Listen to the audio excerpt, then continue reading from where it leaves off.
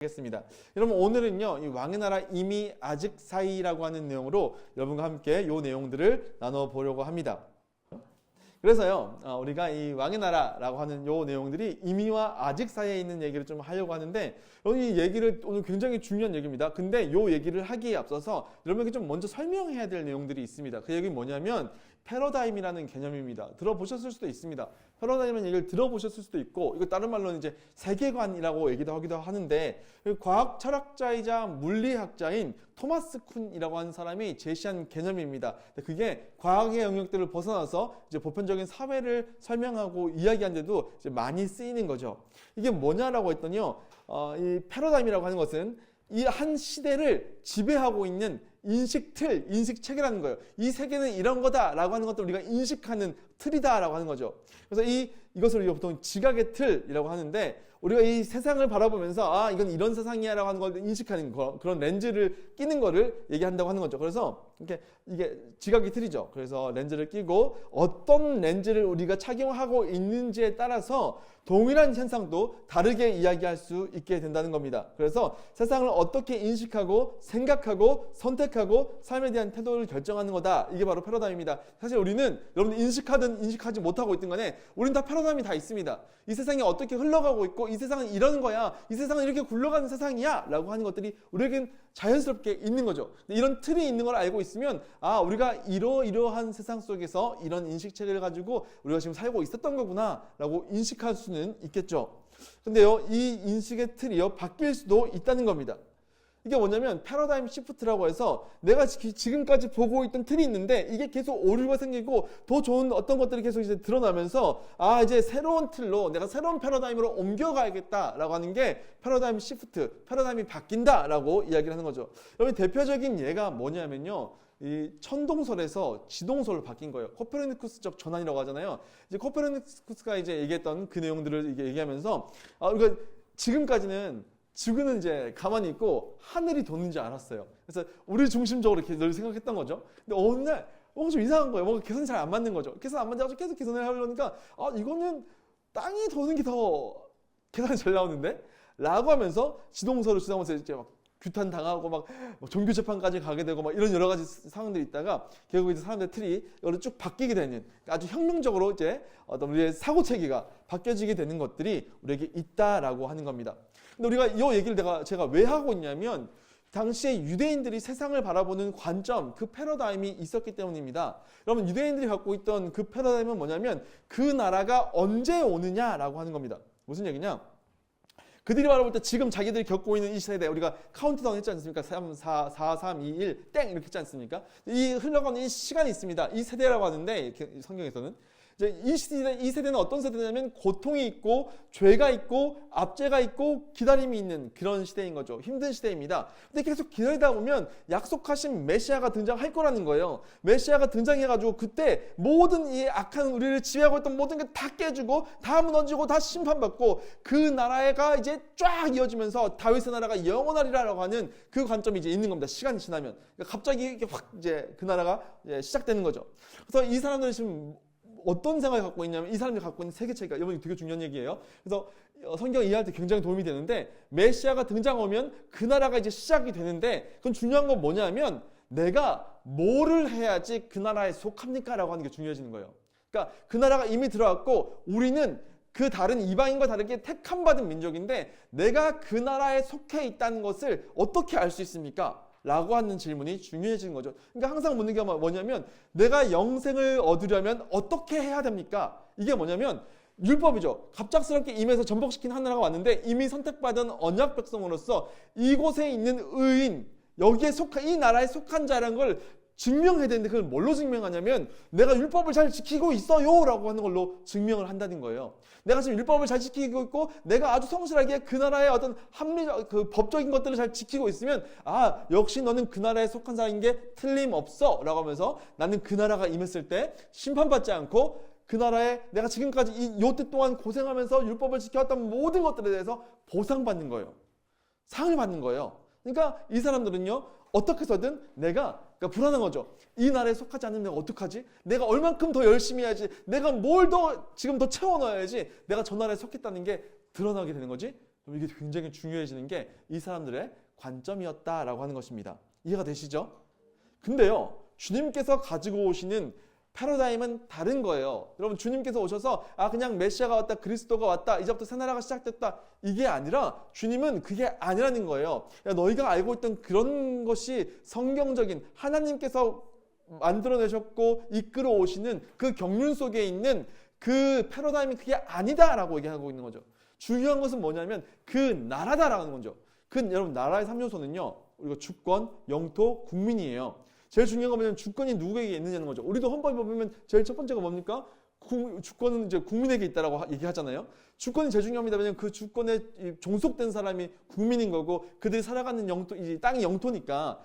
주권이 누구에게 있느냐, 누가 다스리느냐, 이게 지금 중요한 거다라고 주님이 말씀하시더라는 거예요. 그래서 이전 세상 나라는 어떤 세상이었냐면 그 아담이 죄로부터 시작해서 지금까지 이르기까지 이 세상 나라는 누구에게 속했냐면 공중 권세 잡은 자 마귀에게 속한 나라고, 너희는 끊임없이 그에게 속해서 죄를 지을 수밖에 없는 자들이었다. 그래서 하나님과 끊어진 거였어 라고 얘기를 한다는 겁니다. 그러면서 내가 왔다라고 하는 겁니다.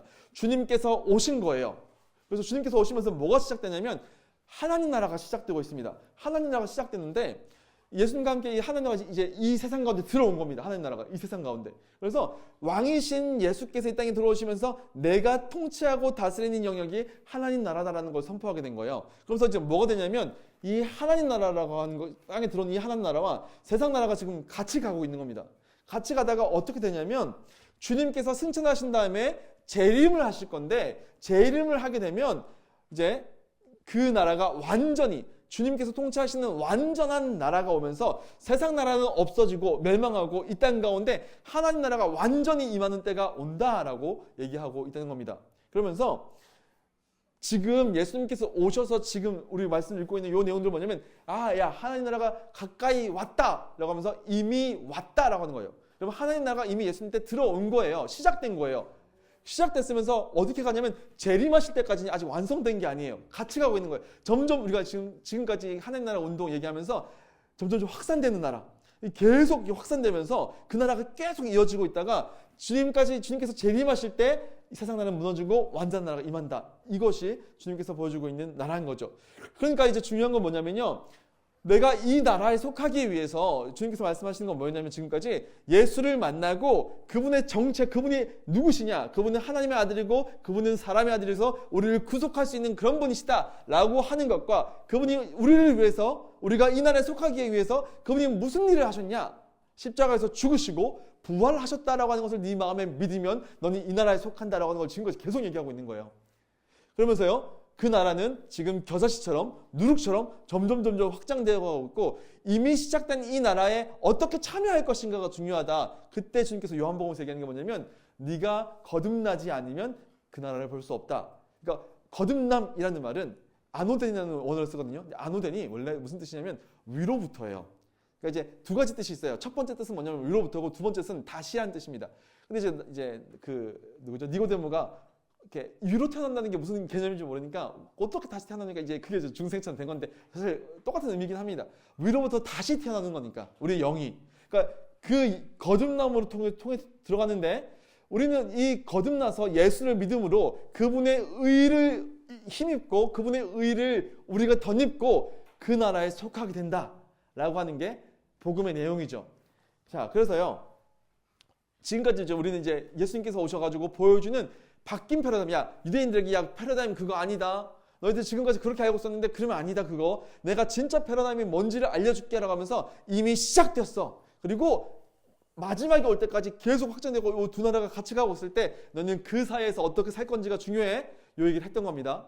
근데 우리는 어떻게 생각하느냐 라고 하는 거죠. 우리는, 저와 여러분들도, 여러분 아까 그 그림을 익숙한 분들도 있을 거고 전혀 처음 보시는 분들도 있을 거예요. 왜냐면 지금까지 교회에서 그렇게 안 가르쳤거든요. 교회에서 저런 방식으로 얘기한 적이 별로 없어요. 그럼 지금까지 어떻게 얘기했느냐? 우리는, 여러분 어떻게 생각해요? 예수 믿고 죽어서 천당 간다, 이게 우리의 기본 세팅이라고요. 지금까지 그렇게 배웠어요. 그래서 지금까지 이 땅에서 고통과 여러분 슬픔이 있지만 빨리 내가 죽어서 천국 가야지, 그것만 바라고 있다고요. 자, 그게 왜 그러냐면요, 우리가 생각할 때는 거죠. 이 생은요, 고통과 죄와 압제가 있죠. 근데 천국에는요, 칭찬이 있고요, 기쁨이 있고, 잔치가 있고, 상급이 있어요. 우리는 아주 이원론적인 세상을 살아갑니다. 세상과 천국인 거예요. 지금까지 우리는.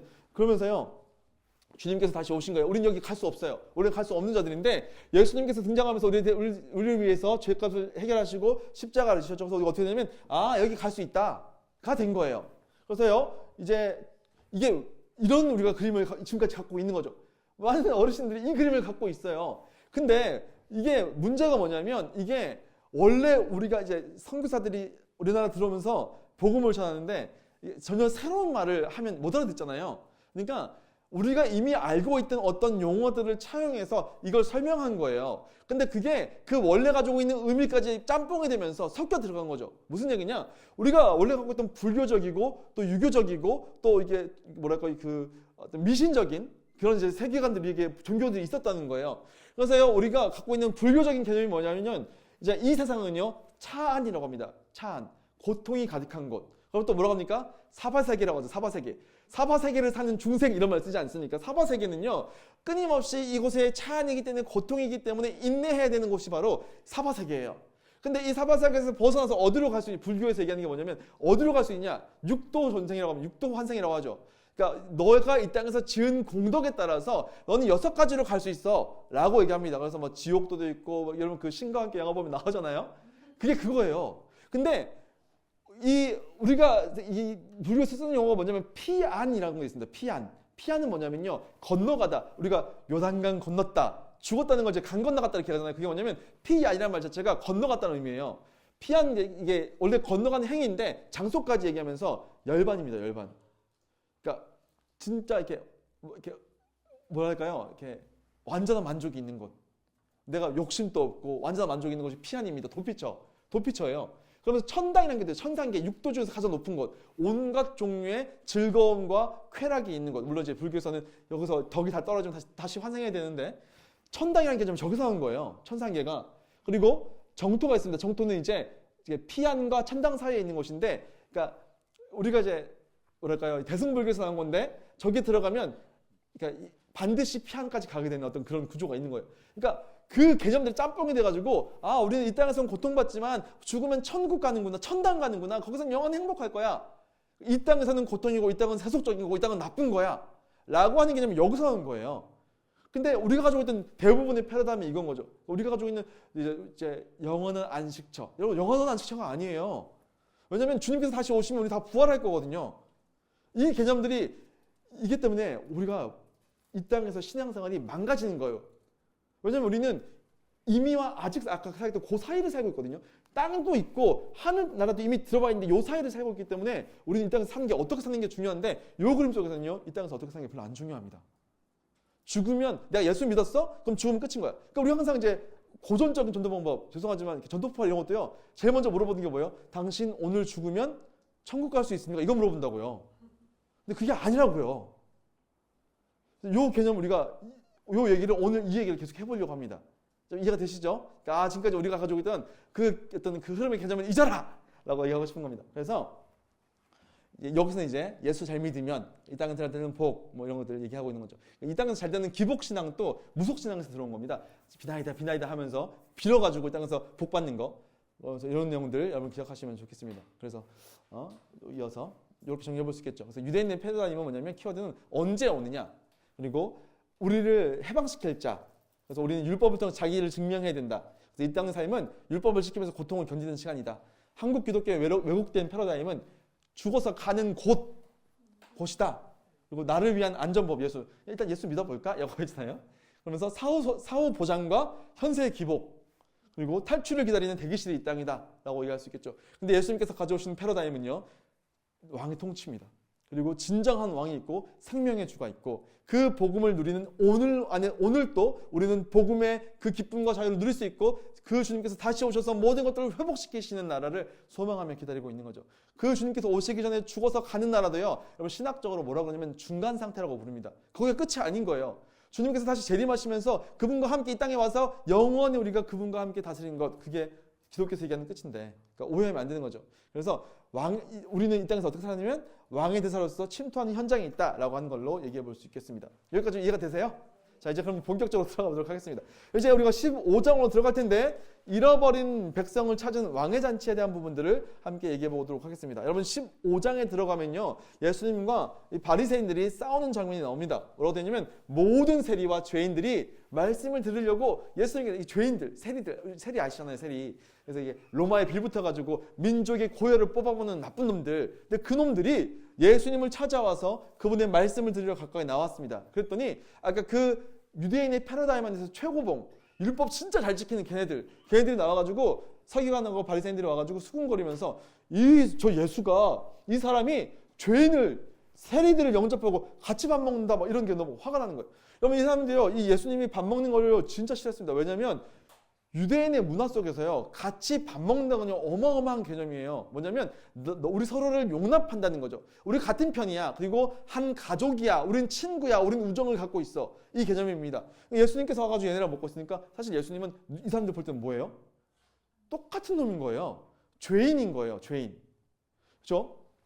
그래서 이 세리와 죄인이 있는데, 요 바리새인 서인과 요 옛날 패러다임에 속한 자들, 그리고 예수님이 있는 거죠. 이게 왜 문제가, 이 사람들이 왜 열받아 하고 있냐면요, 너 왜 그러냐, 너 왜 그 사람이랑 어울려. 문제는 뭐냐면 이게 이건 거죠. 이 사람들은요, 원죄나 전적 부패에 대한 개념이 좀 다릅니다. 그러니까 뭐냐면 우리 마음에 두 가지 마음이 있다는 거예요. 악한 충동도 있고 선한 충동도 있는데, 이것을 율법으로 해결했던 자들이고, 율법을 해결하면서 내가 이 나라에 속했다라고 하는 것들을 드러내는 사람들이었거든요. 내가 열심히 하면 열심히 하면서 와, 저 사람, 저 바리새인 역시 하나님 나라에 속한 사람이야. 주님 메시아가 오시면 저 사람은 진짜 큰 상을 받을 거야. 그러니까 뿌듯하게 열심히 내가 율법을 지켰으니까 이게 되는 거예요. 이런 사람들이었죠. 그런 거죠. 그러면서요, 이 사람들이 근데 봤을 때는 예수가 왜 문제가 되냐면, 질서 파괴자가 되는 이유가 뭐냐면, 왜 싫어하냐면 죄인들과 어울리거든요. 근데 구약 성경에서 볼 때 분명히 죄인들은요, 하나님의 심판받는다고 하고 저주받는다 그랬단 말이에요. 그러니까 하나님께 저주받을 사람인 거예요, 예수는. 근데 와서 하는 짓이 골 때리는 거죠. 보세요. 이제 율법대로 하지 않으면 택한 백성 밖에 있는 자인데, 죄인들과 어울리는데 저주를 받아야 되는데 기적을 행해요. 이게 문제인 거예요. 저거는 하나님이 아니고서는 할 수 없는 일이거든요. 근데 이 사람들 봤을 때 저 사람 율법을 안 지키는 것 같은 거예요. 안식일날 막 사람 고치고. 근데 막 능력을 베푸니까 이게 막 인지 부조하고 오는 거죠. 아니, 우리가 봤을 때는 분명히 우리가 지금까지 갖고 있던 패러다임을 봤을 때는 저 사람은 망하고 끝나야 될 사람인데, 어떻게 저의 손에서 기적이 나타나고 성경에 기록된 대로 눈먼 자가 눈을 뜨고 못 듣던 자가 들리고 귀신이 떠나가고 어떻게 하나님 나라가 임한 것처럼 일이 진짜 일어나는 거지? 라고 하는 거예요. 이게 이해가 안 되는 거죠. 그때 어디까지 가는 겁니까? 저거 지난 시간에 얘기했던 거죠. 바알세불한테 힘입은 거야. 그래서 그 얘기 나오는 거예요.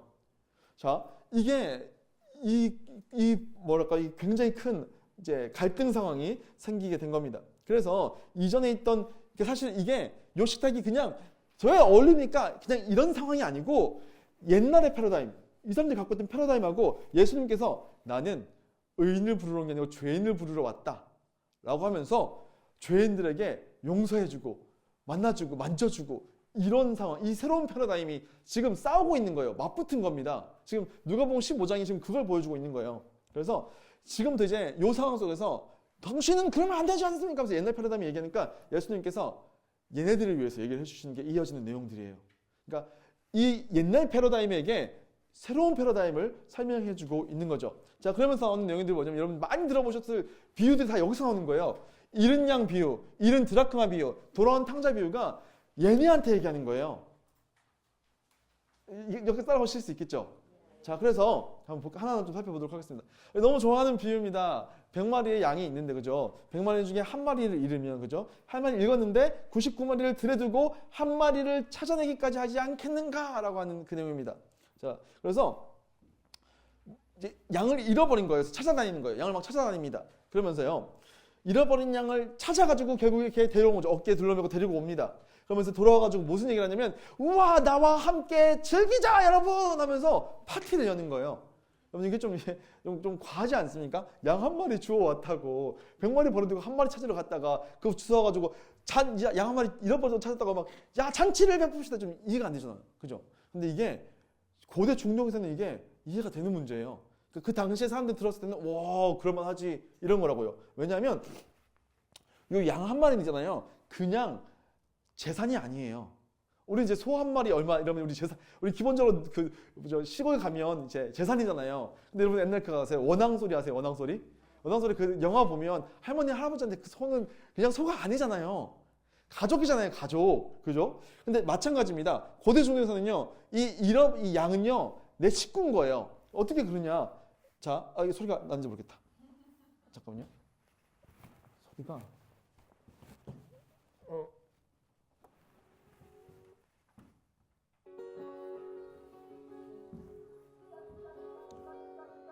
그러니까 이 사람은 목동이 아닌 거예요. 쳐다보지도 않잖아요, 그죠? 또 다른 사람이 온 거예요. 반응이 없습니다.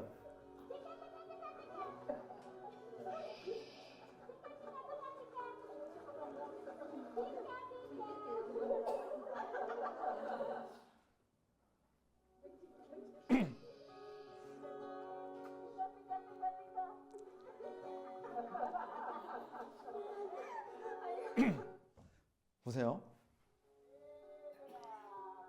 보기 시작합니다.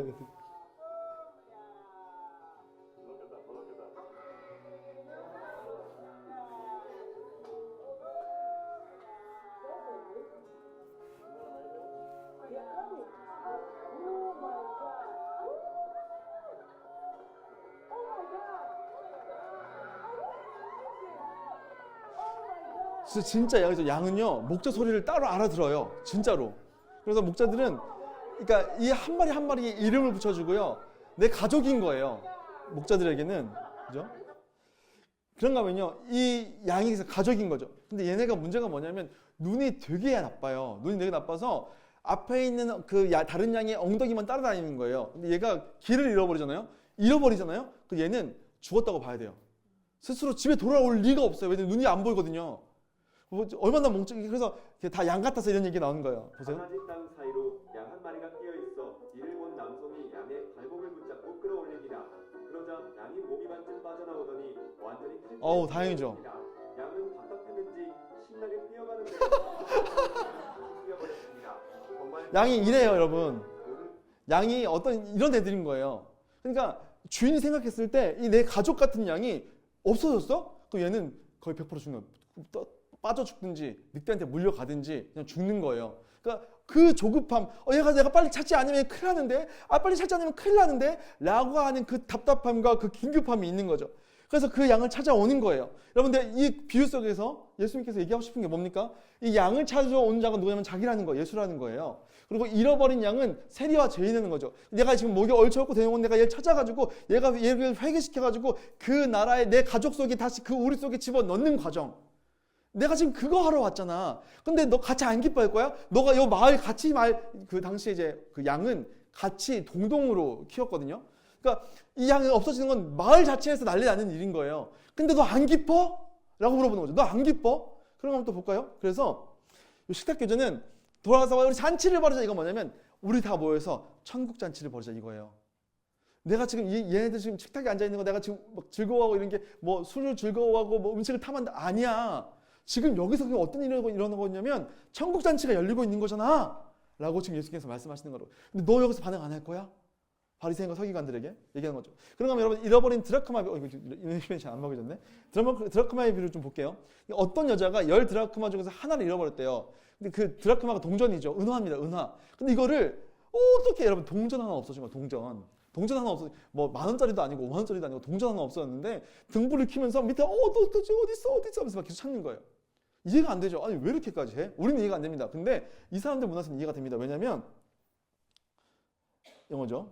자, 드라크마 하나 잃었는데 등불 찾고 열심히 찾았는데 찾았더니 뭐라고 하면 동전 하나 찾았어요. 결국에 찾았어. 그다음에 5분 사람 다 불러가지고 우와 우리 잔치를 벌입시다 이런다고요. 이해가 안 되잖아요, 그죠? 근데 왜 그러냐면 이게 뭐냐면 여기 있는 게 이게 세메디라는 겁니다. 세메디가 드라크마 10개를 묶어놓은 거예요. 결혼할 때 남편이 선물로 이거를 줍니다. 그럼 이거를 머리에 뜨면서 선물이면서 결혼 지참금이 됩니다. 근데 저거를 10개 중에 하나를 잃어버리면 어떻게 되냐면 내 정절과 내 안정과 나의 완전성을 잃어버린다는 개념이랑 같이 있는 거예요. 그러니까 저걸 잃어버리면 나는 부족한 존재가 되는 거죠. 큰일 나는 겁니다. 그러니까 저걸 어떻게든 찾아가지고 제자리에 껴넣어야지 완전해진다라고 하고 있는 것들이 이 사람들 문화 속에 있었던 거죠. 그러니까 요거 하나 찾는 거는요 엄청 큰 일이고, 잃어버렸던 거 찾아가지고 그 나라가 완전해지는 거. 그럼 예수님께서 말씀하시잖아요. 그러니까 그분이 마치 우리가 그분께 없으면 진짜 아무것도 없는 것처럼 느껴지게 되는 그런 말씀을 종종 하시거든요.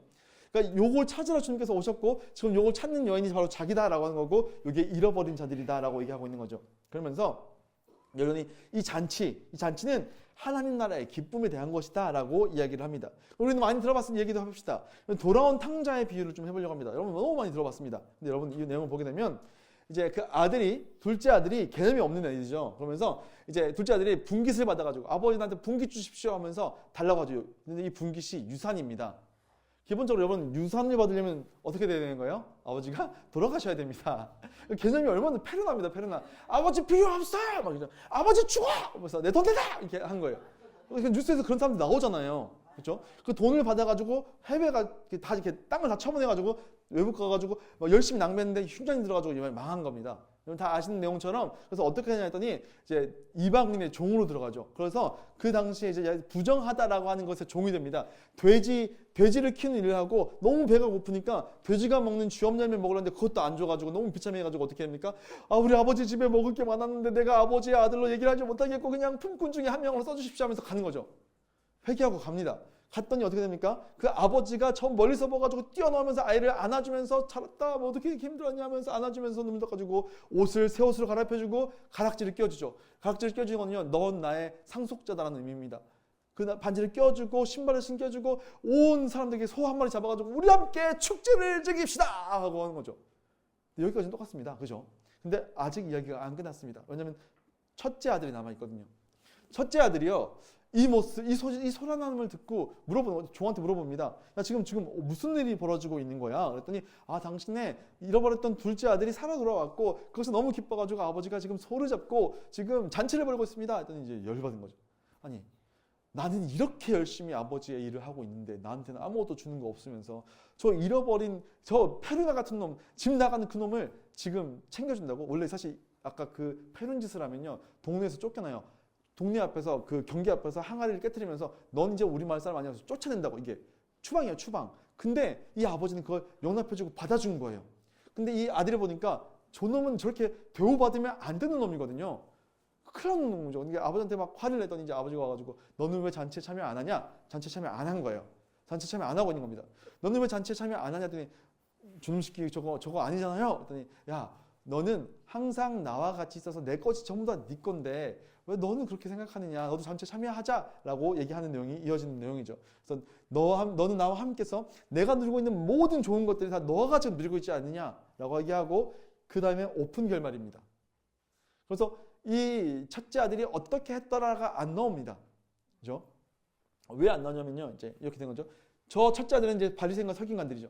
아버지 집에 늘 있으면서 그 아버지가 주시는 율법 같은 것도 좋은 것들 많이 누리고 있던, 그리고 저 둘째 아들은 세리와 죄인들인 거고요. 너 왜 어떻게 아느냐 했더니 이제 우리가 이 내용을 통해서 알 수 있는 게 뭐냐라고 했더니 사실 아버지가 눈이 멀었다.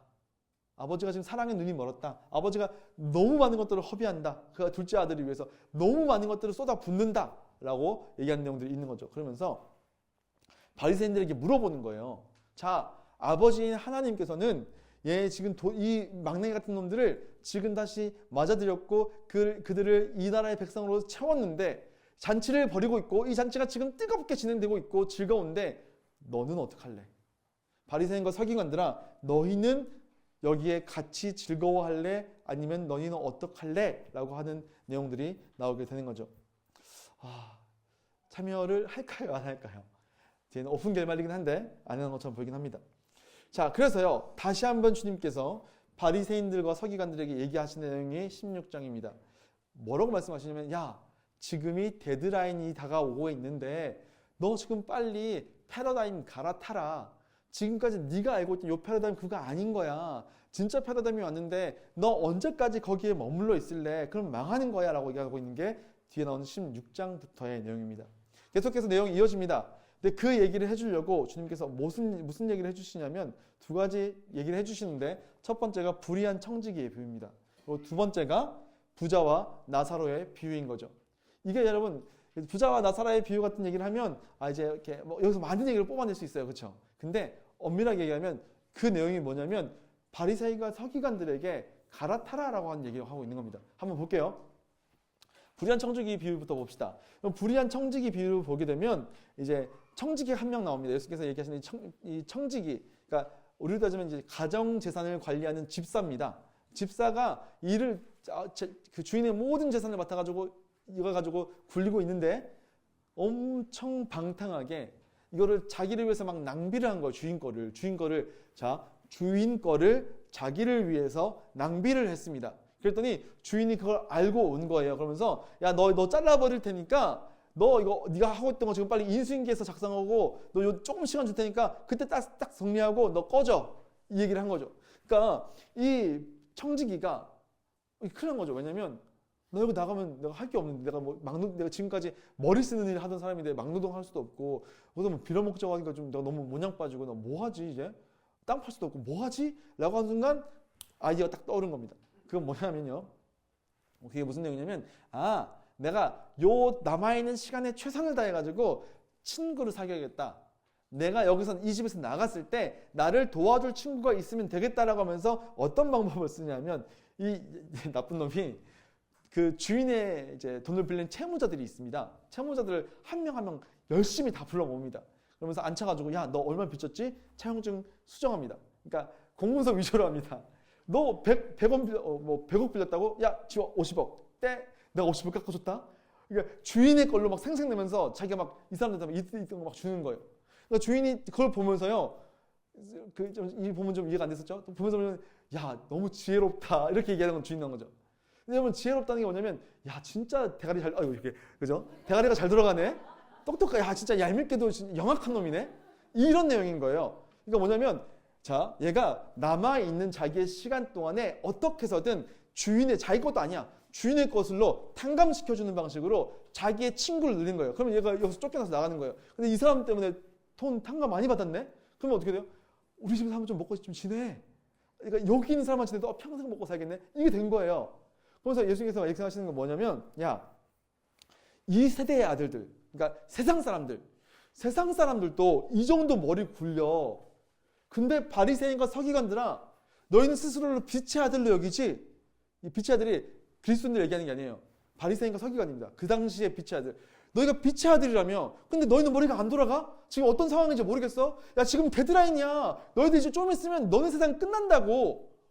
그럼 너희들 어떡할 거야? 라고 얘기하고 있는 거죠. 그러면서 얘기하는 겁니다. 불의한 청지기가요, 이 세대의 아들들이고 자기 것인 양 주인의 것으로 재산을 낭비했습니다. 그리고 이제 주인의 재산을 낭비해주면서 탕감해주면서 사람을 얻습니다. 그러면서 청지기의 직을 잃은 후에 사람들이 남아있는 거죠. 그러면서 결국에 평가가 뭐냐면 야, 진짜 영악한 놈이다, 지혜롭다 라는 평가를 받습니다.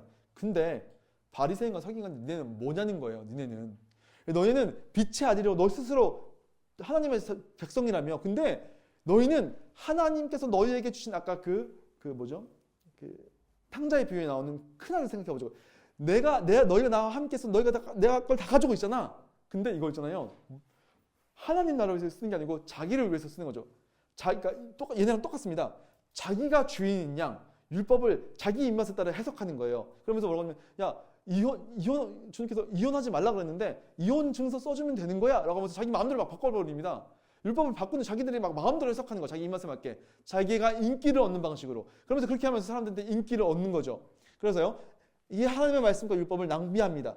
그러면서요, 주님께서 여전히 지금 세계가 바뀌고 있는데, 패러다임이 지금 바뀌고 있는데, 주님 나라가 이미 침투해서 들어오고 있는데, 여전히 옛날 법에, 옛날 그 패러다임에 자기가 가지고 있는 그 율법을 엉뚱한데 계속 아직도 그 죄인들 보면서 뭐라고 하는 거예요. 근데 원래 했어야 되는 일은 뭐냐면, 야, 내가 너라면, 네가 진짜 빛이 아니고 똑똑한 애들이라면 네가 가지고 있는 율법으로 저 죄인들 탕감시켜주면서 그들을 사람을 얻겠다. 자기가 하나님의 것으로 율법으로 그들을 정죄하고 저거 어울리면 안 되는 놈들 지금 그 패러다임이 아닌데 그렇게 하겠다 라고 하면서 얘기하는 거죠. 그러면서 결과가 뭐냐, 너희는 청지기직을 잃은 후에는 너희한테 아무것도 안 남고 너희는 망할 거야 라고 하는 내용이죠. 그러면서 이 세대의 아들들이 가진 지혜도 없는 것들아 라고 이야기를 하고 있는 겁니다. 무슨 얘기를 하고 싶은 겁니까? 바리새인과 서기관들에게 너희들 지금 옛날 패러다임에 갇혀 있으면 안 되고 새로운 패러다임에 있을 때 너희들 지금 시간 있을 때 망하기 전에 너희의 패러다임을 좀 바꿔라 라고 얘기하고 있는 겁니다. 좀 이해가 되세요? 네. 그러면서요 이제 성경은 이렇게 얘기합니다. 바리새인들은 돈을 좋아하는 자들이라 이렇게 되겠습니다. 사실 바리새인들은 돈 안 좋아합니다. 이 사람들 금욕주의자들이었어요. 그러니까 자기의 의를 드러내기 위해서 금욕하는 사람인데 돈을 좋아한다는 말 좀 어폐지 않습니까? 그건 뭐냐면 아까 저기랑 연결시켜 봐야 됩니다. 그 탕자의 비유에 나오는 첫째 아들이라는 거죠. 너는 그 안에서 동생이 살아 돌아온 것보다 너 소 안 먹은 게 더 중요한 놈이잖아. 이런 얘기입니다. 그러면서 돈이라고 하는 건 결국에 하나님께서 그에게 주신 모든 재산들 뭡니까? 바리새인과 서기관들에게는 율법과 선지자들의 말씀이 되는 거죠. 그거를 좋아하는 너희들아, 자 너희가 그것을 가지고 사람 중엔 높임 받는 그것이 하나님한테 미움 받는 거다. 너 그거 이제 끝난 거야. 너 그거 가지고 칭찬받으려고 하면 안 돼. 그거 아닌 거야. 그래서 하는 게 뭐냐면 율법과 선지자 너희가 지금까지 붙들고 있던 그거는 세례 요한 때까지인 거야. 왜? 예수 오기 전까지 하나님 나라가 들어오기 전까지 그게 의미 있던 거였어. 근데 그게 들어오는 순간에 그거는 이제 아무 쓸모가 없어. 그러면 이제 필요한 건 뭐냐? 그 나라를 얻는데 그건 아무 쓸모가 없는데 그 후로부터는 하나님 나라의 복음이 전파되어서 사람들이 그 복음으로 그 나라에 다 들어온다. 너희들 지금 그거 붙잡고 있을 때가 아니다. 라고 얘기하고 있는 겁니다. 자, 그래서요. 이게 돈으로 비유하면 좀 이렇게 얘기할 수 있습니다. 얼마 전까지요. 옛날 패러다임으로 살았던 거죠. 율법과 선지자의 것들을 잘 따르고 그걸 잘 지켜내면 그 나라에서 의를 얻는 것 같고 그 나라에서 보상받을 것처럼 보이는 세상 속에 있었어요. 근데 주님께서 오시더니 화폐 개혁을 하신 거예요. 야, 그거 아니다. 새로운 패러다임은 예수로 말미암아 누리는 세상이야. 이거 이제 의미 없어. 이건 BC 거고 이건 AD 거야. 라고 얘기하는 거죠. 그러니까 이제 요거는 더 이상 그 나라에 들어가는데 의미가 없어요. 들어가기 못합니다. 근데 그걸 계속 붙잡고 있는 거죠. 그래서 근데 이제 오해하면 안 됩니다. 주님께서 이어서 바로 말씀하시죠. 이 율법이 없어지는 게 아니다.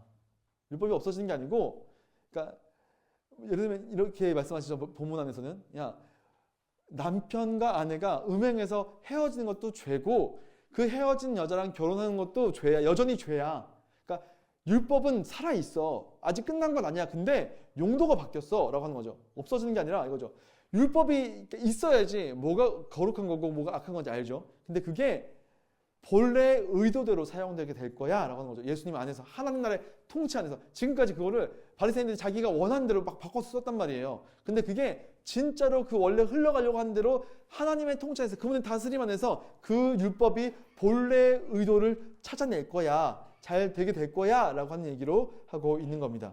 그러면서 그거에 대한 이제 근거로 얘기하는 게 뭐냐면 부자와 나사로 비유를 얘기합니다. 부자와 나사로 비유 굉장히 많이 들어보셨을 거예요. 그래서 어떻게 하면 천국 가느냐 지옥 가느냐 이걸로 얘기 많이 하죠. 근데 주님께서 얘기하고 싶은 건 뭐냐면 이겁니다. 한 마을에 부자도 있고 이 사람 자색 옷을 입고 세마포 옷을 입고 진짜 맨날 잔치하고 즐겁게 보낸 사람이 있었고 그 문 앞에는 거지 한 명이 있었는데 이름은 나사로야. 근데 온몸이 다 헐어가지고 여기서 떨어지는 음식을 먹고 싶어 하는데 좀처럼 떨어지지 않고 개들이 막 헌데 핥았다라고 하는 거죠. 근데 이러다가 내가 죽었다는 겁니다. 시간이 지나서 죽은 거죠. 그랬더니 부자는 지옥에 갔고 저 나사로는 아브라함의 품에, 그러니까 이 구약적인 개념으로 천국에서 아브라함 품에 안겨가지고 천국의 기쁨을 누리고 있더라는 거죠. 우리가 이 본문을 보게 되면요, 보통 생각할 때 아니 그러면 부자는 뭔가 베풀지 않아서 지옥 간 거야? 그럼 나사로는 이 땅에서 불쌍하게 살아서 천국 간 거야? 이렇게 보통 오해를 하곤 합니다. 근데 그런 의미는 아닙니다. 이 얘기가 뭐냐면 그런 거죠. 이렇게 얘기한 거죠. 이 부자에 대해서 아브라함이 너는 살았을 때에 네가 살아서 움직이고 선택하고 결정할 수 있을 때 너는 너에게 좋은 것들, 너에게 주어진 돈으로 너가 원하는 것을 썼고 거기서 좋은 것을 받았고 나사로는 고난을 받았으니까 이것을 기약해라. 이제 그는 거기서 위로를 너는 교훈을 받느냐. 근데 이게 살았을 때 무슨 차이가 있느냐라고 했을 때요. 뭐냐면 자 굳이 거지에게 이름을 알려주는 이유가 있습니다. 부자 이름은 없거든요. 근데 거지 이름은 있어요. 그 거지 이름이 나사로래요. 나사로의 이름의 뜻은 뭐냐면 하나님의 도우심입니다. 자, 그러면요, 이 본문에서 예수님이 얘기하고 싶은 건 뭐냐면 얘는 어떻게 천국 간 거예요? 하나님의 도우심으로 간 거예요. 근데 부자는 왜 못 갔어요? 하나님의 도우심이 아니고 자기가 가지고 있는 것들을 누리는 방식으로 가지 않았다는 거죠. 그러면서요, 이 사람이 그래서 부탁을 합니다. 그럼 지금 그럼 어떻게 해야지 천국 가는지 알겠으니까, 하나님의 도우심이 있어야지 천국 가는 거군요. 그러면 나사로를 살려가지고 저 땅 가운데 보내서 아버지의 집에 보내주시면 내 형제들 아직 살아있으니까 걔네는 여기 오게 해주십시오. 나사로를 좀 살려주십시오. 라고 얘기하고 있죠. 그랬더니 아브라함이 안 된다라고 얘기하죠. 그들에게는 모세와 선지자들이 있으니 그들에게 들을지니라 라고 되어 있는 겁니다. 여러분, 이게 좀 이해가 안 가죠? 아까 모세와 선지자, 바리새인들이 의지하고 있던 그거 이제 아무 의미 없다면서요. 근데 갑자기 그들에겐 그게 있으니까 그거 있으면 된다라고 하는 이유가 뭘까요? 그건 뭐냐면 있잖아요. 이 율법과 선지자의 말씀들은요, 뭘 깨닫게 하냐면요, 내가 할 수 있는 게 아무것도 없구나인 거예요. 내가 율법을 열심히 지키려 해봤어요. 율법 지킬 수 있어요? 없어요? 못 지키는 거예요. 내가 열심히 노력해도 율법의 온전한 뜻을 이룰 수가 없는 거죠. 그러니까 나는 큰일 났다, 나는 죽었다, 나는 죄인이다, 나는 망할 수밖에 없는데 하나님 나 좀 도와주세요 라고 하는 사람이 이 사람이었던 거죠. 그러니까 모세와 선지자의 얘기를 들으면 이 사람이요, 내가 그걸 열심히 하려고 해보다가 결국에 자기가 죄인인 걸 깨닫게 되고 나는 하나님이 필요합니다, 나는 예수님이 필요합니다 라는 고백을 하게 될 테니까 그거 있으면 되는 거야 라고 지금 아브라함이 얘기하고 있는 거예요.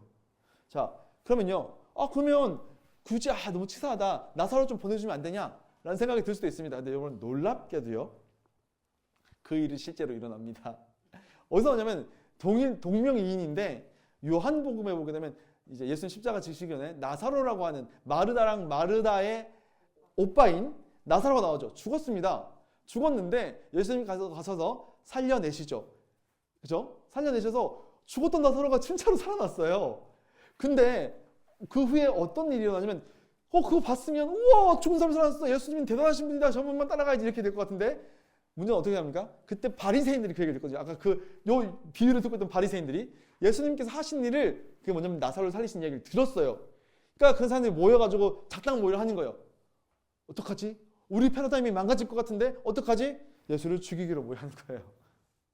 그러니까 여러분, 그 중생하지 않는, 내가 성령으로 다시 살아나지 않은 내가 죄인인 걸 깨닫지 않은 사람들은요, 여러분 100번 나사로가 살아 돌아와도요 그거 인정 안 합니다. 내 세상이 망가질 것 같거든요, 여러분. 우리 그랬잖아요. 새로운 세상에 들어오면 빨리 거기에 적응하는 사람이 있는가 하면 지금 막 AI 시대라고 하는데 AI 여러분 안 하고 계시죠? 어떡합니까? 그죠? 세상이 바뀐 거예요. 나 아직까지 옛날 거 고수하고 있으면요 그냥 거기서 도태되는 거죠. 우리 보통 그렇게 얘기하잖아요. 도태된다고. 이 사람들은요, 자기가 갖고 지금까지 내가 쌓아왔던 이게 망가질까 봐 그거를 붙잡기 위해서 새로운 걸 죽이기로 결정하는 거예요. 여러분, 이게 사람입니다. 그죠? 자, 그래서 무슨 얘기를 하고 싶냐?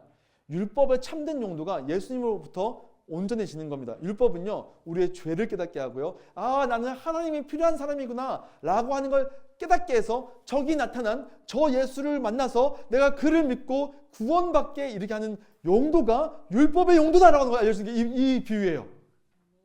이해가 되시죠? 이 비유는 요 문맥안에서 봐야지만 그 내용이 진짜가 이해가 돼요. 그냥 쟤는 착한 일에서, 쟤는 이렇게 이 땅에서 못 누려서 천국 가고, 쟤는 이 땅에서 아주 욕심부려서 살아가지고 지옥 갔다, 이게 아니란 말이에요. 율법이 있었고 선지자만 있었는데 거기에 반응하지 못한 사람과 그걸 통해서 예수님 붙잡은 사람의 차이다라는 얘기를 하고 있는 겁니다.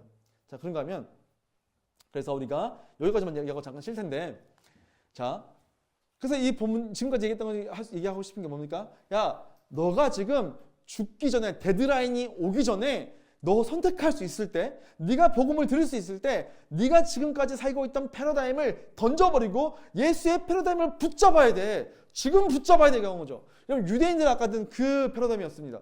여러분, 이 땅을 살아가고 있는 사람들 어떤 패러다임 갖고 있습니까? 야, 죽으면 끝이야. 이 땅에서 잘 먹고 잘 살면 장땡이야. 이게 이 사람들이, 우리 교회 밖에 있는 사람들의 패러다임이죠. 그 패러다임 가운데 예수님이 지금 들어오신 겁니다. 우리도 마찬가지 아닙니까? 여러분, 교회 안에 있다고 다 구원받습니까? 아니에요. 여러분, 교회 안에 있을 때 명목상이 그리스도인이 있습니다. 겉으로 볼 땐 그리스도이거든요. 주님께서 말씀하시죠. 나는 모르는데? 제가 주님과 함께 같이 있지 않았습니까? 내가 주님께서 열심히 봉사했지 않습니까? 나는 모르는데 너 가라. 왜 그런 거예요? 교회 안에 있어도요, 이 패러다임을 잡지 못하면요, 옛날 예수 일단 한번 믿어볼까? 보험상 예수 믿으면 복이 한번 믿어볼까? 이거 가지고 안 된다는 거예요. 너의 죄를 깨닫고 네가 예수로만 그 나라에 들어갈 수 있음을 깨닫고 이 나라에 이미 임한 그 나라를 살아가는 자로 패러다임이 새로 들어가는 것을 붙잡아야 된다라고 이야기를 하고 있는 겁니다. 여러분은 어떤 패러다임을 붙잡고 계십니까? 지금까지 어떤 패러다임을 붙잡고 계셨습니까? 근데 여러분 이거 모르면요 너무 안타까운 거죠.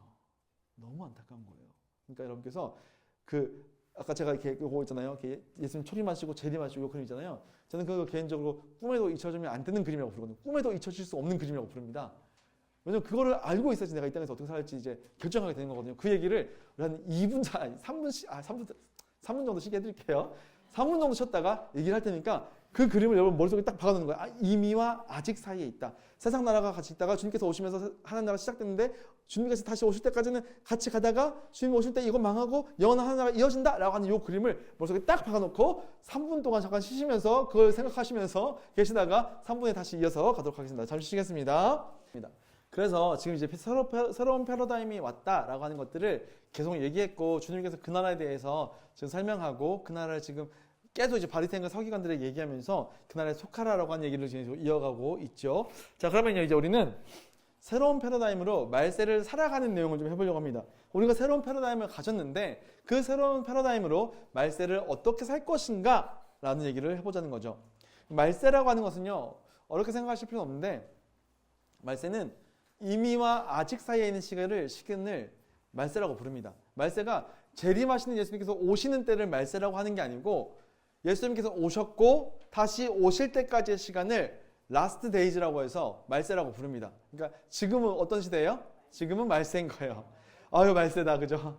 말세다 말세.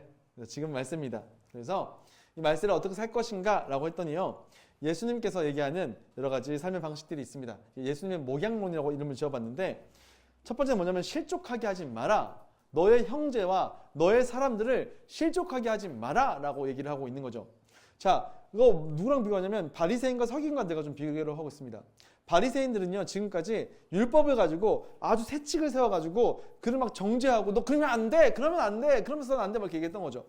그런데 이 사람들은 뭘 만들었냐면 진입장벽을 만들었습니다. 그 나라에 들어오기 힘든 진입장벽들을. 그러면서 그가 그 율법을 지키지 못하면 막 정죄하고 소외시키고 그랬던 거죠. 분리시키고. 그래서 그 결과가 뭐냐면 이제 사람들이요 안일해지는 거죠. 그런가 하면요 예수님께서 제시하고 있는 목양론은 뭐냐면 이제 보호 장벽입니다. 약한 자들 그들을 실족하게 하지 말아라 라고 얘기하고 있는 거죠. 그러면서 연약한 자들 할 수 없는 자들 그런 사람들을 보호하는 말씀들을 하고 계십니다. 그래서 연약한 자의 발걸음에 속도를 좀 맞춰서 걸어가라. 또 그 결과 사람들이요 힘들지만 이미와 아직 사이에서 주님께서 다시 오실 것들을 기다리는 것들을 계속 해나갈 수 있게 되는 거죠. 무슨 얘기냐? 여러분 교회 안에서 그런 경우가 종종 있습니다. 제가 청년들을 가르칠 때 웨스트민스터 소요리 문답 이런 거를 가르쳤거든요. 아주 기본적인 교리적인 아주 기본적인 우리가 반드시 알아야 되는 원래는 그건 이제 초딩들을 위해서 만든 건데 요즘 초딩들이 아니고 어른들도 잘 몰라가지고 문제인데 이제 그 내용을 배우게 되면요 이제 청년들이 눈이 띄어집니다. 지금까지 내가 이걸 모르고 살았단 말이야. 이게 진짜 기독교구나. 이걸 깨닫게 됩니다. 그럼 어떻게 되냐면 진짜 많은 경우 안타까운 경우가 뭐냐면 다른 그걸 모르는 청년도 있을 거 아니에요. 그 수업을 안 들었어. 오늘같이 여러분처럼 이걸 안 들었어. 여러분 잘 드셔. 근데 그거 하나님 나라의 방식이 아닌데 이렇게 하지 말라는 거예요. 무슨 얘기냐? 그 친구들 그걸 배워가지고 야 너 그렇게 신앙생활 하면 안 되는 건데 너 그러면 큰일 나. 라고 너와 나의 차이를 만드는 거죠. 나는 이걸 알고 있고 난 이걸 훈련받았기 때문에 나는 영적인 엘리트고 너는 아니기 때문에 너는 내 얘기를 들어야 돼. 너 그렇게 하면 안 돼. 너 그렇게 할 때 너 일단 나와야 돼. 막 기도해야 돼. 막 계속 그런 얘기를 하는 거예요.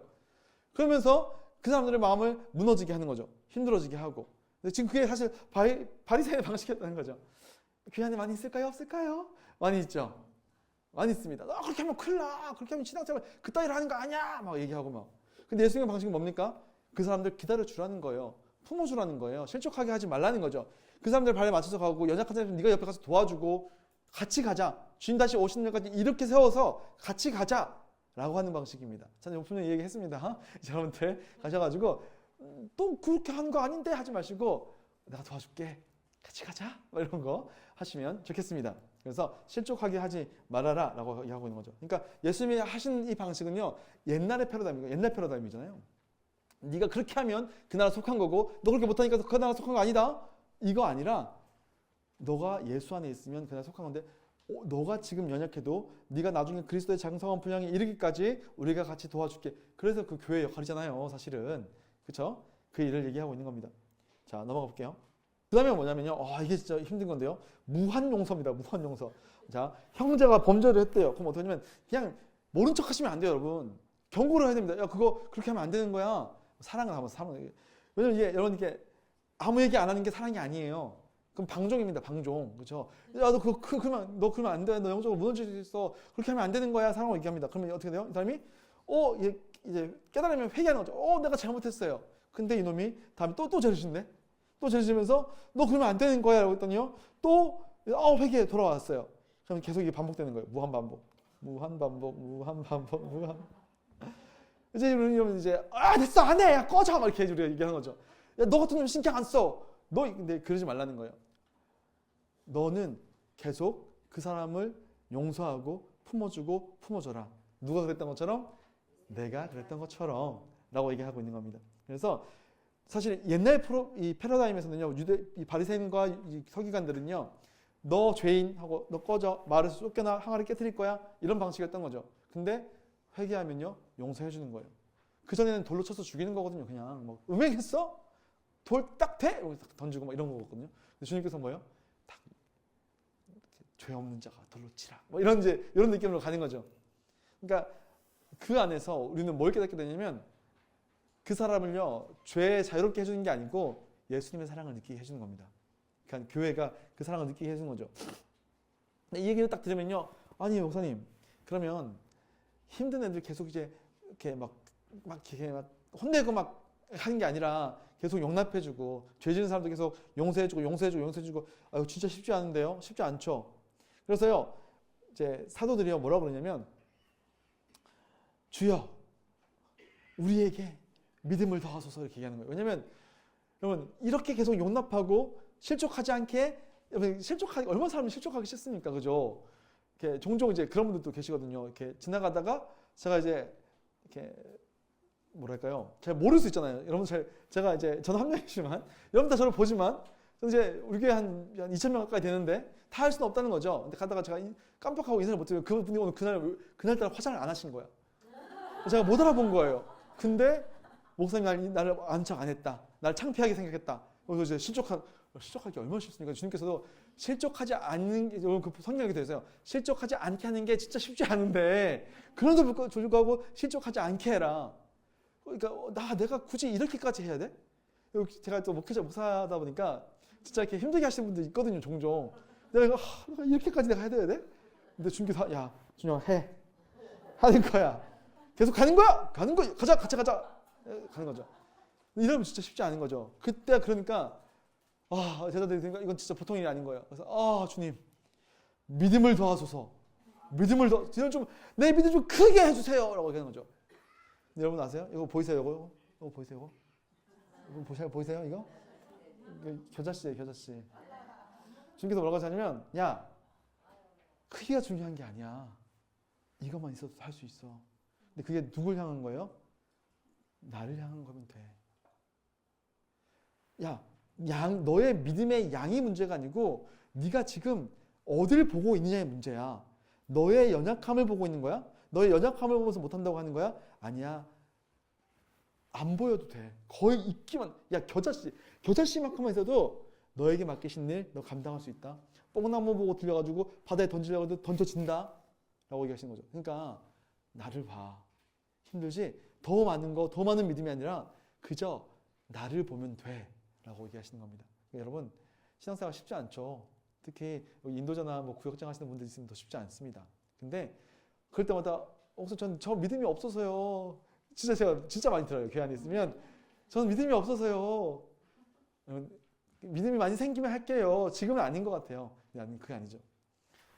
방향을 바꿔서 나의 연약함과 일에 큰 게 아니라 주님을 바라보시는 거죠.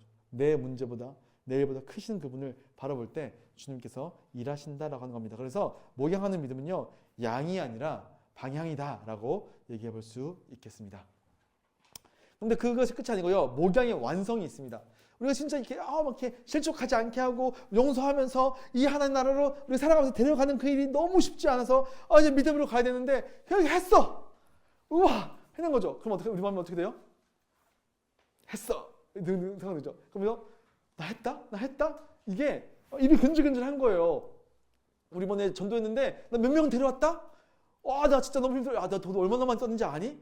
얘기하고 싶어요. 그렇죠? 제가 지난번에 얘기했지만 그 스레드라든지 이렇게 뭐 인스타그램 가면요 목사님들이 인스타그램 많이 하거든요.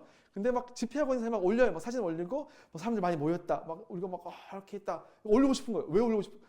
특히 이제 여러분 있잖아요. 제가 이제 그 패러다임이 바뀐 게 뭐냐면 옛날에는 옛날 싸이월드 때가 있어. 싸이월드가 있었죠. 싸이월드의 패러다임이 바뀌었죠. 뭐로 페이스북으로 바뀐 거예요. 페이스북으로 하다가 사람들이 패러다임이 바뀐 거죠. 뭐로 바뀌냐면 인스타그램으로 바뀐 거예요. 근데 이제 여전히 옛 패러다임이 남아있는 그 페이스북에 있는 사람도 있거든요. 보통 목사님들이 많이 합니다. 목사님들끼리만 해요. 성도님들 잘 없어요. 다 목사님들이야.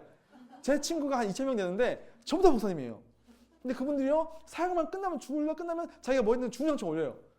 또 사역자잖아요. 다 사역자면 어떤 마음 들냐면 우리 교회는 저렇게 안 큰데 우리 교회는 저렇게 못하는데 이런 생각이 들잖아요. 실족하게 하는 거잖아요. 실족하게 하는 거 그렇잖아요.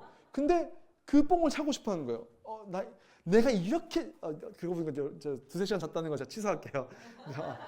이거 저 모릅니다. 아무튼 그래서 이걸 막 드러내고 싶은 거죠. 그때 주님께서 그걸 싫어하신다는 거예요. 왜요? 이 일을 누가 한 거예요? 내가 한 것처럼 보이지만 사실은 성령께서 오셨고 그 주님을 믿으면서 했다는 거예요. 그러니까 얘기하는 게 뭐냐면 너 한 다음에 종이 시킨 거 한 다음에 주인한테 가서 제가 좀 했지 말입니다. 이거 얘기하는 건 그거 아니다. 종 그냥 시키는 거 하는 거야. 너 종이라며. 그냥 하는 거야 그거는. 라고 얘기하시는 거죠. 그러다 뭐냐면 한 다음에 칭찬받으면 뭐냐면 무익한 종입니다. 제가 뭐 도움 되나요? 이렇게 얘기하라는 거예요. 그때 주님께서 그를 기뻐하시고 높여주신다라고 얘기하고 있는 겁니다. 우리가 이 땅을 살아가면서 우리는 끊임없이 옛 패러다임으로 돌아가고 싶어하죠. 바리새인들이요. 나 율법 이 정도 지켰어. 좀 괜찮지? 이거랑 주님 일 내가 이만큼 했어. 나 좀 괜찮지? 똑같은 거예요. 그러니까 옛날 패러다임으로 돌아가고 싶어 하는 거예요. 그거는. 주님 그거 아니라는 거예요. 네가 하는 게 아니라 내가 하는 게 새로운 패러다임이야. 그 나라에 속해야지. 너 뭐 하는 거야? 라고 얘기하고. 그럼 제가 참 좋아하는 작가가 있습니다. 이 책 아시는지 모르겠습니다. 무릎으로 살아는 그리스도인이라는 책인데 이게요. 출간 42주년 됐는데 48만 부가 팔렸습니다. 어마어마한 거예요. 제 책이요. 지금 좀 들어줘. 예화를 위한 거니까 제 책이요. 3만 부가 팔렸어요. 진짜 많이 팔린 거예요. 진짜 좀 미안한 죄송스러운 얘기인데 4세가 나왔거든요. 기독교 책 중에서 이렇게 나온 경우가 없어요. 그리고 저희가 제 출판사에 똑같은 생명의 말씀사인데 한 쇄를 뽑을 때 딴 데는 1,000부 뽑는데 여기는 5,000부 뽑아요. 그러니까 부수 자체가 달라요. 그러니까 진짜 많이 팔린 거죠. 진짜 많이 팔린 거예요. 나중에 자랑 좀 저는 그래요. 근데 48만 부. 어마어마하죠. 이 사람 또 다른 책도 썼거든요. 승리하는 그리스도인 책을 썼어요. 이거는요. 50만 부 팔렸어요. 이 책은요. 56만 부. 어마어마하죠. 근데요. 이거 누가 썼는지 아세요? 누가 썼는지 몰라요. 작가 이름이 무명의 그리스도인이에요. 누구 썼는지 몰라요. 외국인인데 누군지 몰라요. 근데 이 책이 정말 많은 사람들에게 기도하는 방법과 이 땅에 살아가는 방식 이런 부분들을 진짜 지대한 영향을 끼쳤거든요. 근데 누가 썼는지 몰라요. 이 사람의 얘기하고 싶은 왜 무명의 그리스도인을 썼을까요? 이 사람은요. 내가 한 게 아니라 새로운 패러다임 속에 들어가서 이건 하나님이 하신 거고 나는 종이었을 뿐이야. 이 사람을 위해서 주님께서 얼마나 기뻐하시고 채워내실 지시는 것이 있으실지 너무 감동스럽지 않습니까? 저도 이렇게 써야 되는데 저는 제 이름을 썼습니다. 우리가 이 땅을 살아가면서 우리가 하는 대부분의 모든 하는 그 나라의 일들은요. 우리가 하는 게 아니고 주님께서 하시는 일이에요. 주님께서 하시는 일이죠. 그러면요. 우리는 그것을 내 것으로 만들어가지고 그거 가지고 사람들에게 인기 있으려고 하면 안 됩니다. 근데 교회 안에 되게 많아요. 내가 무슨 봉사한다. 나 이런 봉사도 했고 저런 봉사도 했고 내 이번에 수련회 특히 이제 청년들 같은 경우는 이제 이렇게 수련회 봉사단이 있거든요. 중등부도 갔다가 고등부도 갔다가 다 그래서 이제 그걸 이제 모아가지고 인스타그램에 올린 다음에 내가 5군데를 갔다 왔어. 하면서 사람들이 너무 대단하다 얘기를 듣고 싶은 거죠. 너 고생했어. 너 때문에 정말 많은 은혜를 받았어. 얘기를 듣고 싶은 겁니다. 그때 주님께서 주시는 칭찬은 싹 사라지는 거죠. 우리는요 진짜 많이 그러고 싶어요. 그렇잖아요, 그죠? 저도요 이렇게 설교하고 내려면 목사님 은혜 됐어요. 이 얘기 너무 듣고 싶은 거죠. 막 하지 마세요. 하지 마세요. 지난번에 해달라고 그랬는데 하지 마세요. 아무튼 마찬가지인 겁니다. 근데 우리는 끊임없이 그 옛날 패러다임의 유혹에 빠집니다. 계속해서. 그죠? 그래서요, 이제 오늘 정리해보면 이렇게 얘기해 볼 수 있겠습니다. 우리가 좀 더 알고 좀 이렇게 교회 생활 좀 오래 하고 어떤 기독교가 얘기하고 있는 진리에 대해서 아니면 교리에 대해서 안다고 해서요, 그 사람에게 너 그렇게 하면 안 되라고 짐지우지 말자고요. 교회 안에서. 근데 우리는 그거 되게 짐지우고 싶잖아요. 특히 이제 좀 이렇게 연차가 좀 많이 차신 분들은 그죠? 이렇게 특히 이제 우리 교회 얘기한 딴 교회 얘기인데 우리 교회 아니에요. 오해하시면 안 돼요. 권사님들이 이렇게 이제 새로 권사 되신 분들 지잡듯이 잡거든요. 그죠? 막 특히 이제 우리 교회 아니에요. 우리 교회 진짜 아니에요. 그리고 막 그 식당 봉사에는요 서열이 있습니다. 그렇죠? 들어왔을 때부터 오석 국자를 잡어. 그죠? 막 막 청소부터 해. 물 청소부터 해. 막 이런 거 한다면 진짜 우리 교회 아니죠? 우리가 그런 거 없잖아요. 그죠? 그러지 말자는 거예요. 그러지 말자고. 그죠? 그래서 연약한 자들 돌보고 부족한 자들 세워가면서 우리가 가야 된다. 됐죠? 그러면 용서의 라이프 스타일화. 그죠? 주님께서 나를 용납해 준 것처럼 그 사람을 용서해주고 용납해주고 또 용납해주고 용납해주면서 그가 그 주님의 사랑을 깨닫고 그 사랑을 마음껏 누리고 그도 역시 주기도문에서처럼 누군가를 용서해 줄 수 있는 사람으로 세워져 갈 수 있도록. 그다음에 마지막으로 이제 성과급 신앙 탈피. 내가 이 정도 했으니까 인센티브 이 정도 더 받아야 되는 거잖아요. 교회에서 내가 이 정도 더 되는 거 아닌가? 뭐 이런 거 하지 말자는 거죠. 그래서 우리는 무익한 좋은 신앙으로 가야 된다라고 하는 얘기를 해볼 수 있겠습니다. 괜찮죠? 따라오실 수 있겠죠? 이제부터 이게 하기예요, 우리. 그죠? 그런가 하면 그게 어떻게 가능해요? 진짜 가능하다라고 하는 게 이겁니다. 무슨 얘기냐? 예수님께서 예루살렘에 지금 계속 가고 계시죠? 가고 계시는데 요 갈릴리와 사마리아 사이 여기 되나? 된다. 자, 여기를 이제 가실 때였어요. 여기 가시는데 여기서 이제 10명의 이제 나병 환자가 나오는 거죠. 10명의 나병 환자가 와가지고 우리를 불쌍히 여기서 예수 선생님이요, 우리를 불쌍히 여기소서 얘기하는 겁니다. 여러분들 이게 되게 이상한 내용이 뭐냐면 나병 환자 치유했던 게 누가복음 5장에 이미 나왔어요. 그렇잖아요. 예수님께서 만져주셔가지고 치유했잖아요. 근데 굳이 나병 얘기가 또 왜 나올까? 또 왜 나올까? 생각해 볼 수 있습니다. 내용은 똑같아요. 보세요. 예수님께서 뭐라고 하시냐면 가서 제사장들에게 너희 몸을 보이라. 그때도 그랬잖아요. 예수님 만지신 다음에 야 가서 제사장들에게 너희의 몸을 보이라. 그래서 그 마을로 그 공동체 안으로 다시 들어가라 라는 얘기를 했었다고요. 지난번에. 근데 예수님께서 이번에도 똑같은 장면이 나오는데 누가가 사실 똑같이 겹치면 안 써도 될 것 같아. 근데 또 써놨어. 이유가 뭘까요? 그 얘기는 뭐냐면 이런 거죠. 자, 꺼였네. 자, 예수님께서 가라 그랬어요. 그랬더니 어떤 일이 생겼냐면 이 사람이 가다가 가는 길에 놀랍죠. 나았어요. 진짜로. 나와가지고 우와 너무 좋다면서 10명이 제사장들이 가는 겁니다. 근데 그때 한 사람이요 오열하면서 깜짝 놀란 거죠. 그러면서 예수님께서 돌아가는 거예요. 가다가 예수님께 돌아가는 거예요. 그런 다음에 예수님 앞에 무릎 앞에 꿇고 그분 앞에 감사하고 찬양하고 그분 앞에서 소리 지르면서 너무나 큰 기쁨을 하고 있는데 그가 사마리아인이었고 예수님께서 물어보시는 거죠. 뭐라고 물어보시냐면 야 10명이 되놨는데 나머지 9명은 어디에 갔니? 라고 물어보는 거죠. 그 얘기는 뭐냐면 예수님께서 가라 그랬어요. 근데 왜 너만 왔니라고 하는 건 뭐냐면 주님께서 진짜 원하시는 건 뭐예요? 오는 거죠. 자, 이 얘기는 뭐냐? 이 사람인데 왜 돌아왔느냐? 예수님께서 굳이 누가복음에서 이 얘기를 왜 써놨냐라고 했더니요. 지금 이 나병 환자가 느낀 건 뭐냐면 내가 굳이 지금 왜 제사장에게 가야 되지라는 거예요.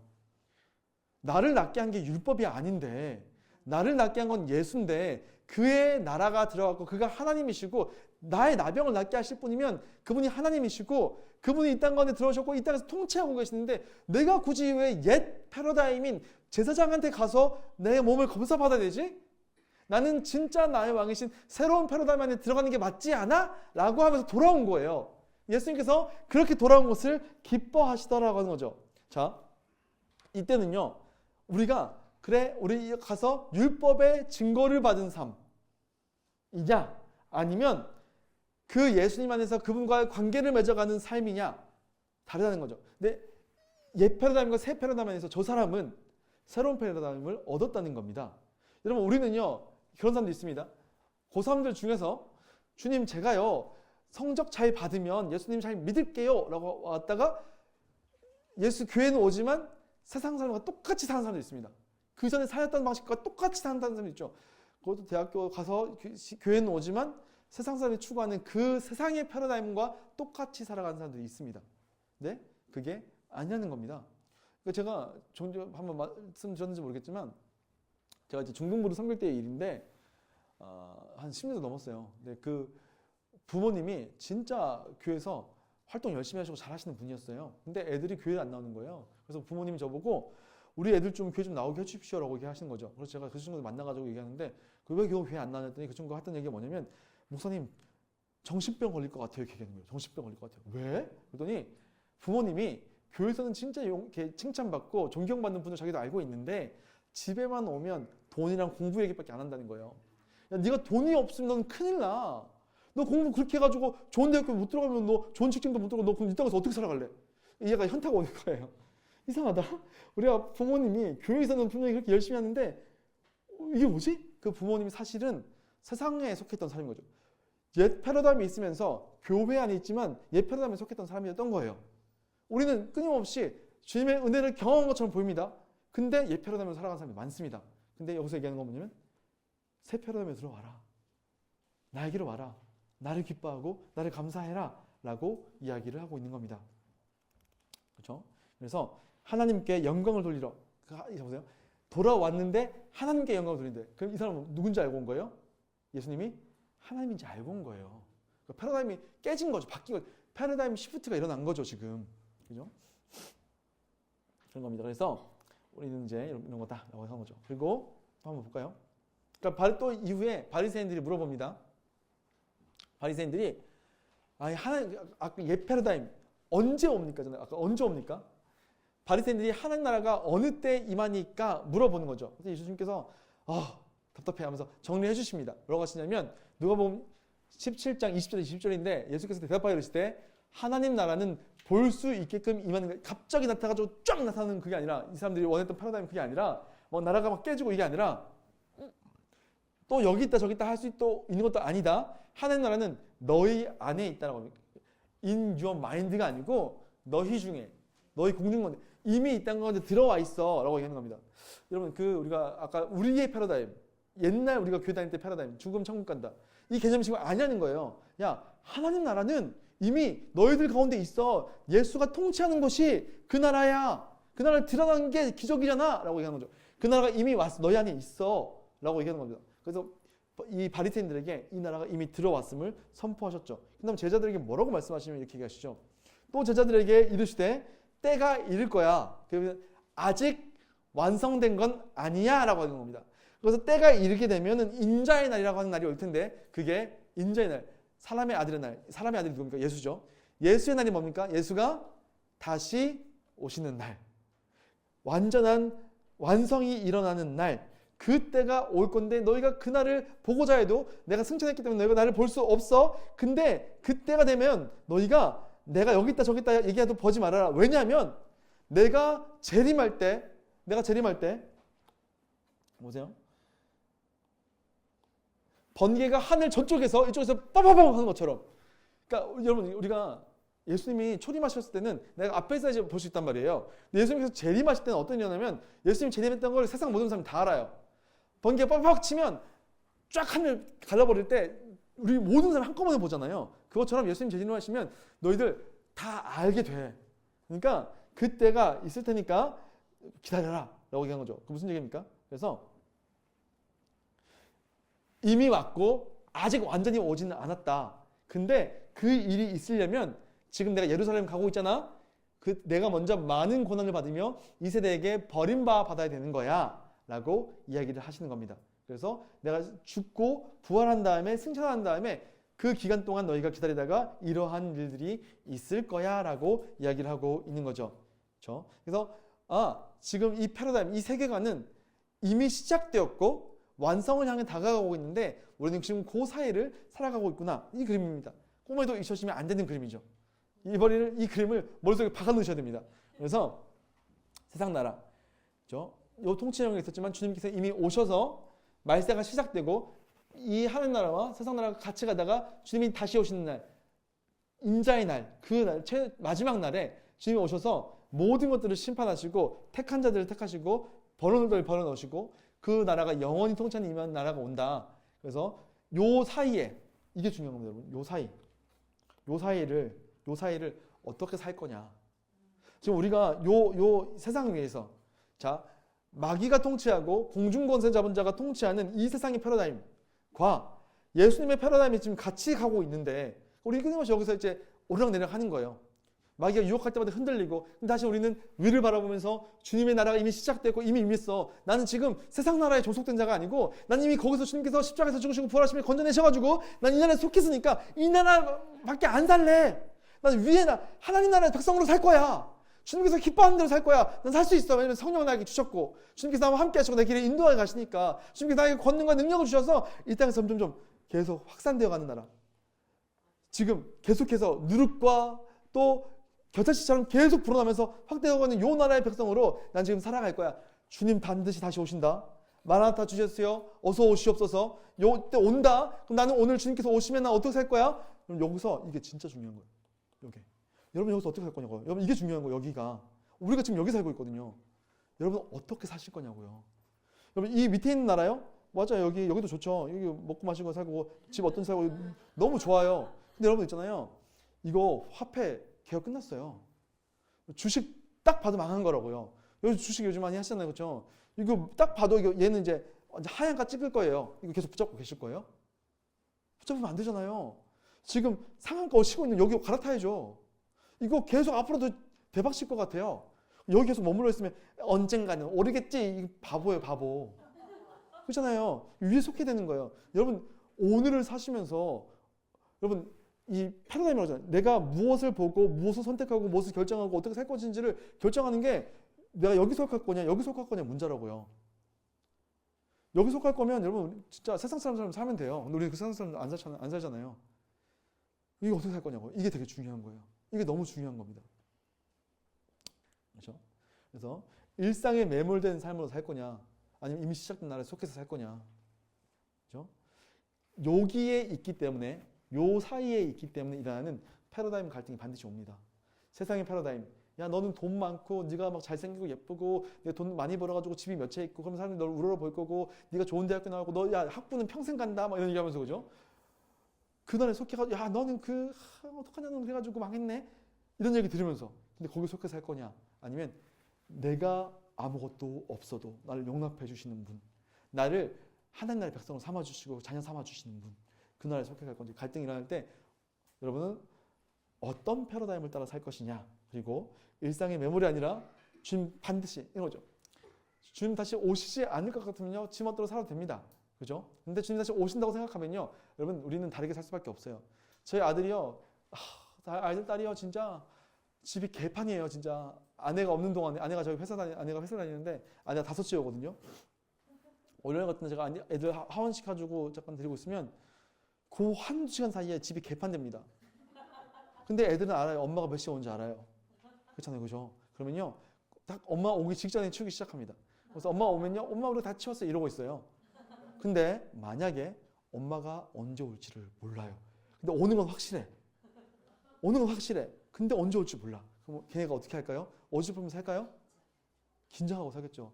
계속 이제 어지럽혔다가 치우고 물 마시고 설거지하고 바로 마시고 설거지하고 바로 먹고 설거지하고 쌓아놓다가 엄마 오실 때 준다고 설거지 한꺼번에 몰아서 하는 거 아니고 먹고 바로 치우는 거 그렇게 살 거 아니에요 애들이. 주님께서 그렇게 오신 이유가 있죠. 그죠? 우리는 이때가 어떻게 살 거예요? 주님 오실 때쯤 됐을 때 징조가 좀 비칠 것 같으니까 그때 살아야지. 그게 아니라는 거예요. 지금 언제 오실지 몰라요. 그러니까 그 기름 떠놓은 그 신부들처럼 그죠? 그렇게 등불 기운찬 그 신부들처럼 늘 긴장하면서 늘 깨어서 그죠? 늘 깨어 있으라. 잠들지 말아라. 이게 거기서 나오는 거예요. 오늘 여러분 그게 깨어 있어서 뭐를 선택할 거냐의 문제인 거죠. 이 땅의 패러다임대로 시집 가고 장가 가고 하고 싶은 데 다 하고 그게 아니라 주님께서 기뻐하시는 게 뭐냐? 그래서 살자는 거죠. 그래서 마지막으로 그러면 말세를 사는 신앙은 어떤 것인지를 잠깐 마지막으로 점검해 보도록 하겠습니다. 자, 그래서 우리는 어떻게 그 말세를 그 이미와 아직 사이 하나님 나라와 세상 나라가 좀 공존해 있는 조 사각형 그 안에 살아가야 되는데 어떻게 살아가야 되나요? 라고 했더니 우리는 얘기하는 겁니다. 하나님의 성품에 기대어서 기도하면서 살아라. 이게 무슨 얘기냐? 우리가요 제일 많이 오해하는 본문이 이거죠. 누가복음 18장 1절입니다. 예수께서 그들에게 항상 기도하고 낙심하지 말아야 될 것을 비유로 말씀하시오 라고 된 거죠. 야, 너희는 그 시간 동안에, 말세 동안에 항상 기도해라. 그리고 낙심하지 말아라. 이게 무슨 얘기입니까? 이 땅 살아가다 보면 낙심할 수 있다 없다? 할 수밖에 없다. 왜요? 패러다임의 전쟁이니까 낙심할 수밖에 없는 거예요. 이 땅에서. 세상 사람들 그렇게 안 사는데 우리만 그렇게 하면 낙심하죠. 당연히. 어느 순간 현타가 오죠. 사람들 집을 몇 채나 샀다는데 나는 그때까지 뭐 했지? 이런 생각 막 드는 거예요. 내가 헌금을 얼마 했더라? 이런 생각이 막 드는 거예요. 낙심하죠. 근데 그때 기도라는 거예요. 그죠? 자, 그러면서 얘기하는 게 뭐냐면 불의한 재판장 이야기가 여기서 하는 겁니다. 이 내용이 뭡니까? 이 내용이 이제 재판장이 있는데 별로 그렇게 좋은 재판장은 불의한 재판장이에요. 정의롭지도 않고 맨날 뇌물 처먹고 막 이런 재판장이죠. 근데 이 과부가 와가지고 원한 있는 과부죠. 그래서 자기 원수에 대해서 고발하면서 맨날 얘기하는 거예요. 제발 좀 내 원수 좀 갚아주십시오 하면서 계속 얘기하는 거예요. 근데 한두 번 얘기도 아니고 진짜 지겹더라고. 막 자고 있는데 막 문 두들고 막아가지고 막 하고 밥 먹을 때 막 두들고 막 화장실에 응하고 있는데 막 두들고 원수 갚아줘! 막 그러고 있는 거예요. 그러니까 진짜 막 짜증나는 거죠. 막. 아씨 언제까지 그럴 거야? 언제까지? 하면서 네가 옆에 서는 게 아니라 귀찮아서 하면서 이제 손을 들어주죠. 이게 강청하는 기도, 강하게 몰아붙이는 기도. 그래서 우리는 이 비유를 어떻게 우리는 적용합니까? 네가 기도 안 해서 그래. 열심히 될 때까지 기도해. 될 때까지 주님의 보좌를 흔드는 기도를 해야지. 될 때까지 하는 거야. 될 때까지. 이게 그런 법문일까요, 여러분? 아닌 거예요. 자, 이 사람은 누구냐? 불의한 재판장이죠. 이 사람은요, 기본적으로 하나님을 무시하고 사람을 멸시한 사람이에요. 그리고 이 사람의 이 여인의 이 과부의 소원을 들어준 이유가 뭐냐면 귀찮아서 번거로워서 짜증나가지고 들어준 겁니다.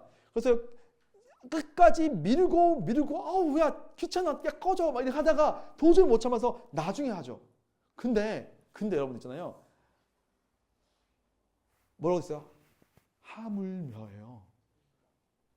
그러니까 우리도 하나님께 이게 아니라 야 하물며 하나님께서는 기도하는 자들에게 기도를 너희 아버지가 어떤 분인지 알잖아. 오래 참으시겠냐? 속히 그 원한을 풀어주시리라. 이게 오해하시면 안 돼요. 우리 주님을 열심히 붙들어야지 막 귀찮게 해야지. 그러니까 제발 좀 여러분 이상한 목사님들 와가지고 부흥이 와가지고 여러분 하나님 귀찮게 하셔야 됩니다. 귀찮게 하셔야 돼요. 짜증나요 진짜. 하나님 어떤 분 공의로우시고 택하신 자들 사랑하시고 밤낮 부르신 자의 고통을 긍휼히 여기시는 분이죠. 속히 그 원한을 풀으시고. 이 본문을 열잖아요. 너희 이 땅에서 힘들지 낙심되지. 그때는 너희가 깨어서 너희를 아시고 너희를 긍휼히 여기시고 이 땅을 다시는 그분께 기도해라. 그럼 그분께서 너희 기도 반드시 들어주실 거야. 이 얘기인 거예요. 제발 보좌를 흔들려고 주님 보좌를 왜 흔드니까 그죠? 왜 흔들어요? 그런 거 하지 마세요. 그죠? 강청하면 들어주신다는 건요. 들어줄 때까지 기도해라가 아니에요. 그죠? 그건 뭐냐면 하나님의 선하신 성품, 우리를 향한 사랑의 성품에 기대어서 항상 기도하고 낙심하지 말아라라는 내용이죠. 여러분 우리 힘들 거예요. 이 땅을 살아가면서 많이 힘들 겁니다. 근데 여러분 기도하십시오. 왜요? 우리 하나님이요. 우리에게 아들까지 내어주신 분이잖아요. 그 하나님이시잖아요. 그죠? 그렇기 때문에 우리는 그 주님을 붙잡으며 나아갔으면 좋겠습니다. 그런가 하면요. 자, 너희가 이 땅에서 하나님의 백성으로 그분과 관계를 맺어야 되는데 어떻게 관계를 맺어야 되느냐? 자, 너희는 이 비유를 얘기하시죠. 뭐냐면 이런 거죠. 바리새인의 기도와 세례의 기도가 있다는 거예요. 바리새인의 기도와 세례의 기도. 바리새인의 기도는 따로 서가지고 세례를 향해서 아주 들으라고 하나님 저는요 세례처럼 안 살았거든요. 저 11조도 많이 하고요. 저 이번 주에 3번이나 금식했다고요. 하나님 저 잘했죠. 유후 이렇게 하는 거죠. 근데 이거 있잖아요. 이렇게 따로 기도하다, 따로 서서 기도한다는 이 표현을 원어 성경이나 영어 성경을 보게 되면 이 기도를 누구에게 했냐면 힘셀프예요. 뭐냐면 하나님께 한 게 아니에요. 자기한테 한 거예요. 내가 이만큼 그러니까 자기의 근거 두고 나 이 정도면 괜찮은 사람이죠. 옛날 패러다임. 나 이 정도면 괜찮잖아요. 나 상 봐줄만 하잖아요. 이렇게 얘기한다고요. 근데 세례 기도는 뭡니까? 자기가 누군지 아는 거죠. 하나님 앞에 감히 눈을 들어서 하늘을 보지도 못하고 자기 가슴을 치면서 하나님이여 불쌍히 여기소서 나는 죄인으로소이다 라고 얘기하고 있는 거죠. 그러면서요. 밑에 있는 힐라고 저게 뭐냐면 나는 불쌍히 여기소서가 저 단어거든요. 힐라스코마이라고 나오는데 나의 재물이 되어 주십시오 이런 단어예요. 원래 뜻은. 근데 무슨 얘기냐? 얘는요. 자기가 잘한 걸 가지고 하나님께 관계를 맺으려고 했어요. 저기는요. 하나님 나는 아무것도 할 수 없는 자입니다. 저는 하나님 앞에서 선한 게 하나도 없습니다. 근데 하나님, 나 하나님과 교제하고 싶고 주님께 나아가고 싶어요. 나 도와주세요. 나의 제물이 되어주세요. 예수 그리스도를 통해서 당신께 나아갑니다. 이 고백하는 사람. 근데 성경에서 뭐라고 합니까? 누가 의롭다함을 받고 집에 갔느냐? 세리가 의롭다함을 받고 집에 갔다는 거예요. 얘는요, 응답 못 받았어요. 하나님과 교제 못 했어요. 우리도 마찬가지죠. 우리 교회 안에 있다 보면 끊임없이 바리새인 기도처럼 내가 이만큼 했으니까 하나님 나를 더 사랑할 거야. 아까 제가 했던 그 부분처럼 얘기하려고 합니다. 근데 우리가 예배로 나아가는 거, 하나님과 교제하는 거는요, 우리의 스탠스가 우리는 죄인이었는데 주님께서 나를 구원해 주셨습니다. 나는 아무것도 주님 앞에 선한 것이 없습니다. 이 스탠스를 가진 사람에게 주님께서 찾아가 주신다는 거예요. 이게 새로운 패러다임의 삶인 거죠. 그분과 교제하는 방식입니다. 우리는요, 오직 예수님 안에서만 하나님이랑 놀 수 있어요. 오직 예수님을 통해서만 보혈을 지나 아버지 품으로, 보혈을 지나 하나님 품으로, 그거라는 거예요. 여러분 꼭 기억하셨으면 좋겠습니다. 그분과 교제하기 위해서 뭘 더 막 많이 해가지고 저 이만큼 했으니까 근데 왜 하나님 나는 내 기도는 안 들어주시는 거예요? 이런 거 하지 마시고 보혈을 지나가십시오. 그게 이 땅에서 우리가 하나님과 교제하는 방식이에요.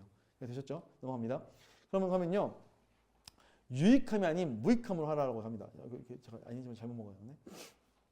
무슨 얘기냐? 어떤 일이 있었냐면 어린애들이 예수님 만나러 갑니다. 아시는 거죠? 어린애들이 막 예수님 가는 거예요. 예수님께서 이렇게 하고 있는데 제자들이 꺼져, 야 꺼져, 필요 없어, 너희들 필요 없어. 예수님 지금 예루살렘 들어가셔야 돼.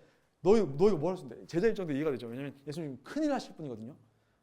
예수님 큰일 하실 분이에요. 근데 애들은요, 예수님한테 득이 될 게 하나도 없어요. 그러니까 지금 너 같은 애들 만날 때가 아니야 라고 얘기하는 거예요. 우리 정치인들도 보면요, 정치인들 이렇게 막 시장통에 있는 막 힘드신 분들 있잖아요. 막 깻잎 하시는 분들, 비하는 게 아니라, 그죠? 진짜 돈 필요한 분들, 근데 막 자기 투표할 때는 막 만나주더니 나중에 되면 막 와가지고 막 시청 앞에 와서 막 울면서 엎드려도 안 만나주나요? 지금 너 같은 사람 만날 때가 아니야. 지금 그런 자세인 거예요. 근데 예수님께서 뭐라고 하십니까? 얘네들 나한테 오는 거 막지 말아라 라고 얘기하죠. 어린아이 같은 신앙. 근데 왜 주님께서 이 얘기를 하시냐면요, 물론 제가 그랬어요.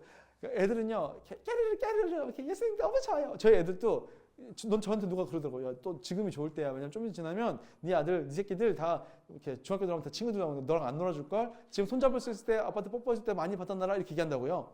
그잖아요, 그죠? 그게 애기 같은 신앙이다. 아빠가 좋다고 날리시는 거. 그게 아니라 뭐 그것도 일리는 있는데 얘가요, 주님께 도움되기 하나도 없어요. 보통 어린애들은요, 인원교수할 때 세지도 않았어요. 그리고 하나님 나라에 도움이 전혀 안 돼. 얘가 주님 나라에 위해서 눈에 볼 때는요, 도움되기 전혀 없는 거죠. 그냥 가치 없는 애고요. 하나님 앞에 뭔가 드릴 수 있는, 내가 주님을 위해서 뭘 드립니다. 내가 주님 나라를 위해서 뭔가 도움이 될게요. 라고 할 만한 게 없는 사람이에요. 근데 주님께서는 그 사람을 받아들인다는 거예요. 그 사람을 만나주신다는 거예요. 그리고 그 사람과 교제하면서 그 나라의 즐거움을 함께 누려간다는 거죠. 그러니까 내가 하나님, 진짜 어떤 일이 있었냐면, 제가 전했던 게 제가 이제 행정을 맡았었거든요. 보통 이제 목사님들 사임하시면 새로운 목사님들이 들어오잖아요. 그래서 이력서 쓴단 말이에요. 제가 다 봤단 말이에요. 근데 어떤 분은 이제 이렇게 저는 아무것도 할 수 있는 게 없습니다. 뭐 이렇게 쓰는 분은 아무도 없어요. 왜냐면 어필이 되니까. 근데 막 어떤 분이 있었냐면, 제가 이 교회에 오면 이 교회 달라질걸요? 제가 막 진짜 막 쥐어받고 싶은 거예요. 막. 그렇죠. 제가 이제 제 후배일 거 아니에요. 근데 차라리 저는 진짜 잘 못하지만 힘을 내서 목사님한테 많이 배우겠습니다. 담임 목사님께 많이 배우겠습니다. 얼마나 예뻐요, 그죠? 근데 막 제가 오면 성도님들 막 엄청 늘어날 거고 부흥 엄청, 진짜 어디 부흥 엄청 할 거다. 자기가 오면 다 달라진다. 이렇게 썼더라고요. 어떻게 쓸 거예요, 제가? 그죠? 서로 탈락. 서로 탈락 가는 겁니다. 네. 그런 거죠. 주님도 마찬가지인 거예요. 주님은 우리가 당신 나라에 도움이 된, 하나님 나 도움 안 되는데 내가 과연 주님께 은혜 받을 수 있을까요? 있어요, 없어요? 있다니까요. 기도하러 나서 하나님 저는 아무런 도움 안 되는데 나 같은 사람도 주님께서 좋아하실까요? 전 돈도 없고요, 외모도 안 되고요. 진짜 뭐 제대로 할 수 있는 게 아무것도 없어요. 뭐 장애가 있으신 분은 더 그렇겠죠. 근데 주님께서 그 사람들 기뻐하신다는 거예요. 여러분, 우리는요, 하나님 앞에 나 좀 하니까 나 데려가면 좋으실걸요? 이게 아니라, 주님 나는 아무것도 할 게 없습니다. 근데 주님 나를 받아주세요. 이 자세로 나와도 주님께서 좋아하시고 들어서 쓰신다는 거예요. 그게 우리가 이 땅을 살아가면서 주님 앞에 취해야 될 자세입니다. 솔직히 탁구하고 여기서 주님이 우리 도움 필요해요? 그죠? 바닷물, 주님의 능력이 바닷물 여시면 거기다가 바키스 갖다가 붓는다고 제가 좀 했죠. 이러고 있는 게 얼마나 웃겨요, 사실인 거잖아요. 그게 아무 의미 없습니다. 근데 주님께서는 우리의 연약함을 받아주시고 연약한 우리를 들어서 쓰시는 분이세요. 그러니까 여러분 주님 앞에 내가 뭘 있어야지 간다라는 생각을 버리시기를 바랍니다. 그러면요 부자 건원이라는 얘기하시는 겁니다. 이 사람이 와가지고 선원 선생님이요 어떻게 하지 영생을 얻습니까? 선원 선생님이 어떻게 하면 영생을 얻을까? 옛날 패러다임이죠. 내가 뭘 더 해야지 그 나라가 왔을 때 거기에 소속된 자로 드러날 수 있겠습니까? 그 얘기를 하는 거예요. 내가 뭘 더 해야지. 주님께서 야 선원분은 하나님밖에 없다. 선원 선생님한테 야 선원분은 하나님밖에 없다. 얘기하면서 이게 무슨 내가 하나님의 얘기하고 있는 거 사실은. 근데 저 율법 다 지켰거든요. 뭘 더 해야 됩니까? 저 율법 다 지켰습니다. 하나님을 사랑하고 사람 사랑 다 했습니다. 예수님께서 뭐라고 하시냐면 야 기존 패러다임 이 사람들은요 돈 많이 번 거 이런 거를 내가 의를 많이 행했다는 거를 어떤 보상으로 치거든요. 아브라함이 거부했던 것처럼 야 그거 다 버려. 그리고 나만 따라와. 옛 패러다임 버리고 나를 따라와 했더니 이 사람이 고민하는 겁니다. 왜요? 지금 내가 옛 패러다임 안에 누리는 것들을 그럼 내가 지금까지 누리고 있던 패러다임 버려야 돼? 싫은데 못 버리는 거예요. 근데 주님께서 버리라고 하죠. 근데 이 사람은 결국에 예수님을 떠납니다. 자기 옛 패러다임을 못 버려서 예수님 떠나버려요. 근데 여러분 그 바로 뒤에 나온 내용이 이거예요. 요 사건 바로 뒤에 무슨 얘기냐면요. 주님께서 앞으로 일어날 일에 대해서 얘기하거든요. 이게 뭐냐면 나는 너희를 위해 다 버렸는데요. 난 내 생명까지 너에게 줬는데 라는 얘기를 하고 계시죠. 그래서 이어지는 장면이 뭐냐? 자, 이제 마지막 부분입니다. 이제 새 패러다임의 편입 사례를 보여줍니다. 무슨 얘기냐? 예수님께서 여리고 땅에 이제 들어가고 계시는데 여러분 너무 많이 들어보신 얘기입니다. 그 눈먼 맹인이 이것도 사실 맹인 얘기 몇 번 또 써 있는 거예요. 맹인이 지나간 사람들 지금 누가 지나가고 있나요? 그랬더니 지금 예수라는 자가 지나가고 있대. 라고 했더니 이 사람이요 그때부터 소리 지르기 시작한 거예요. 다윗의 자손 예수야!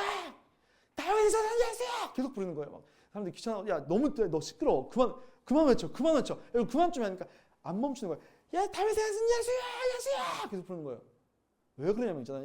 이 그림이 뭘 보여주는 거냐면 데드라인이에요. 예수님 이제 여리고 들어가시고 여리고 바로 다음에 예루살렘인데 올라가면 끝. 이 사람 이제 만날 일이 없어. 데드라인이 얼마 안 남았어.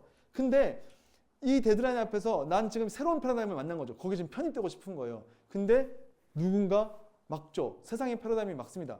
아까 이제 제자들이 어린이들 못 오게 한 것처럼 이 사람을 막는 거예요. 예수님께 못 가게 막는 거예요. 근데 그거를 뚫고 나가는 거예요.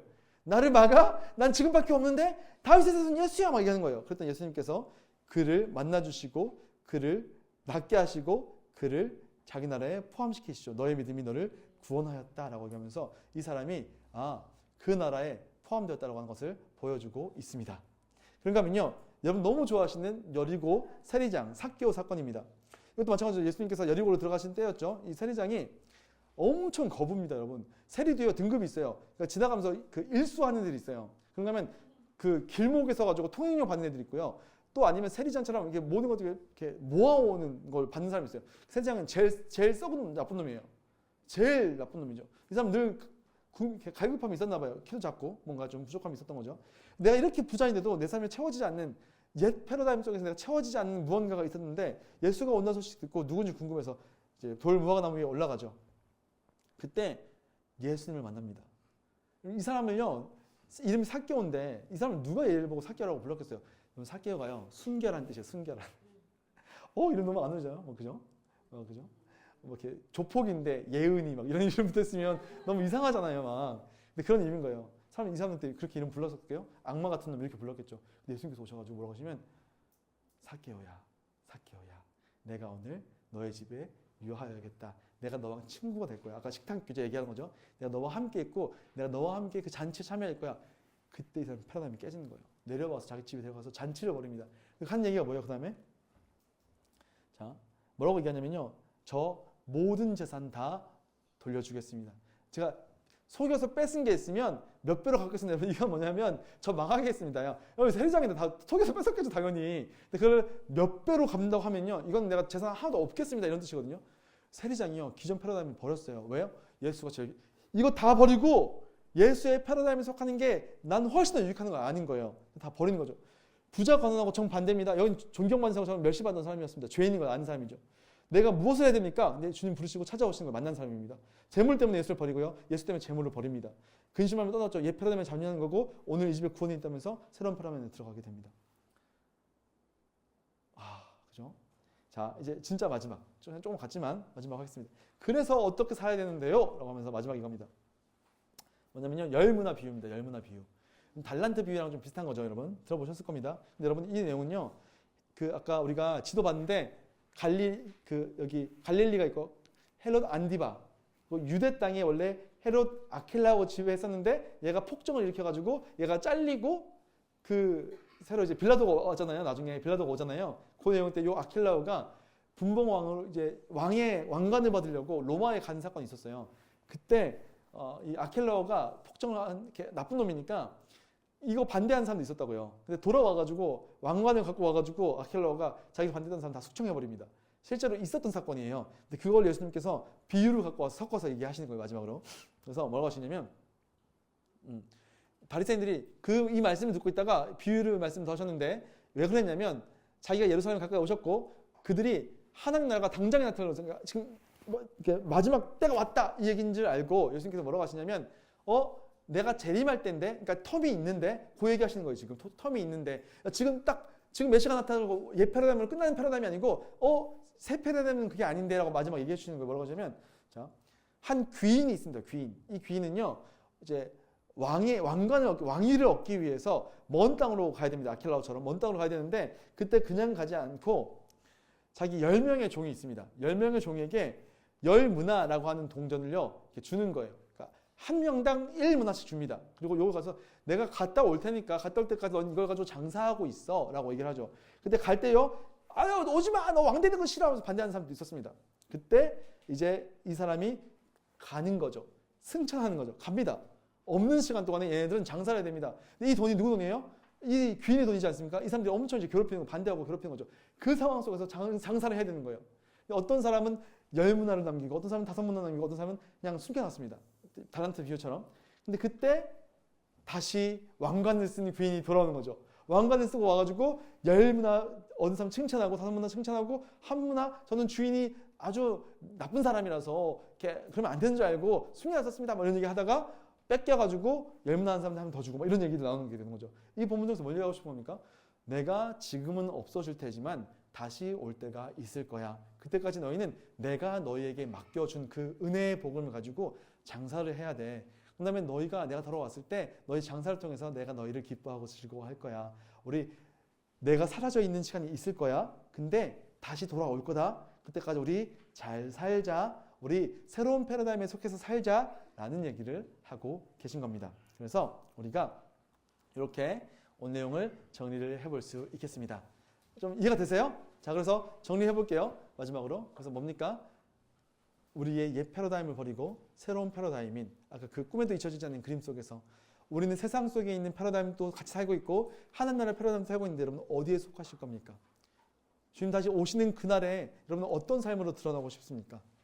그리고 주님께서 오셔서 우리의 이 땅에서의 모든 그 패러다임의 갈등들, 패러다임의 그 어려움들 속에서 살아냈던 우리를 칭찬하고 위로하실 것입니다. 그러니 여러분 이 땅에 속하지 마시고 주님께서 가지고 오신 새로운 패러다임에 속하셔서 주님 오시는 그날까지 언제든 살아가는 여러분 되시기를 우리 주님의 이름으로 축복합니다. 끝! 네. 잠시만 기도하겠습니다.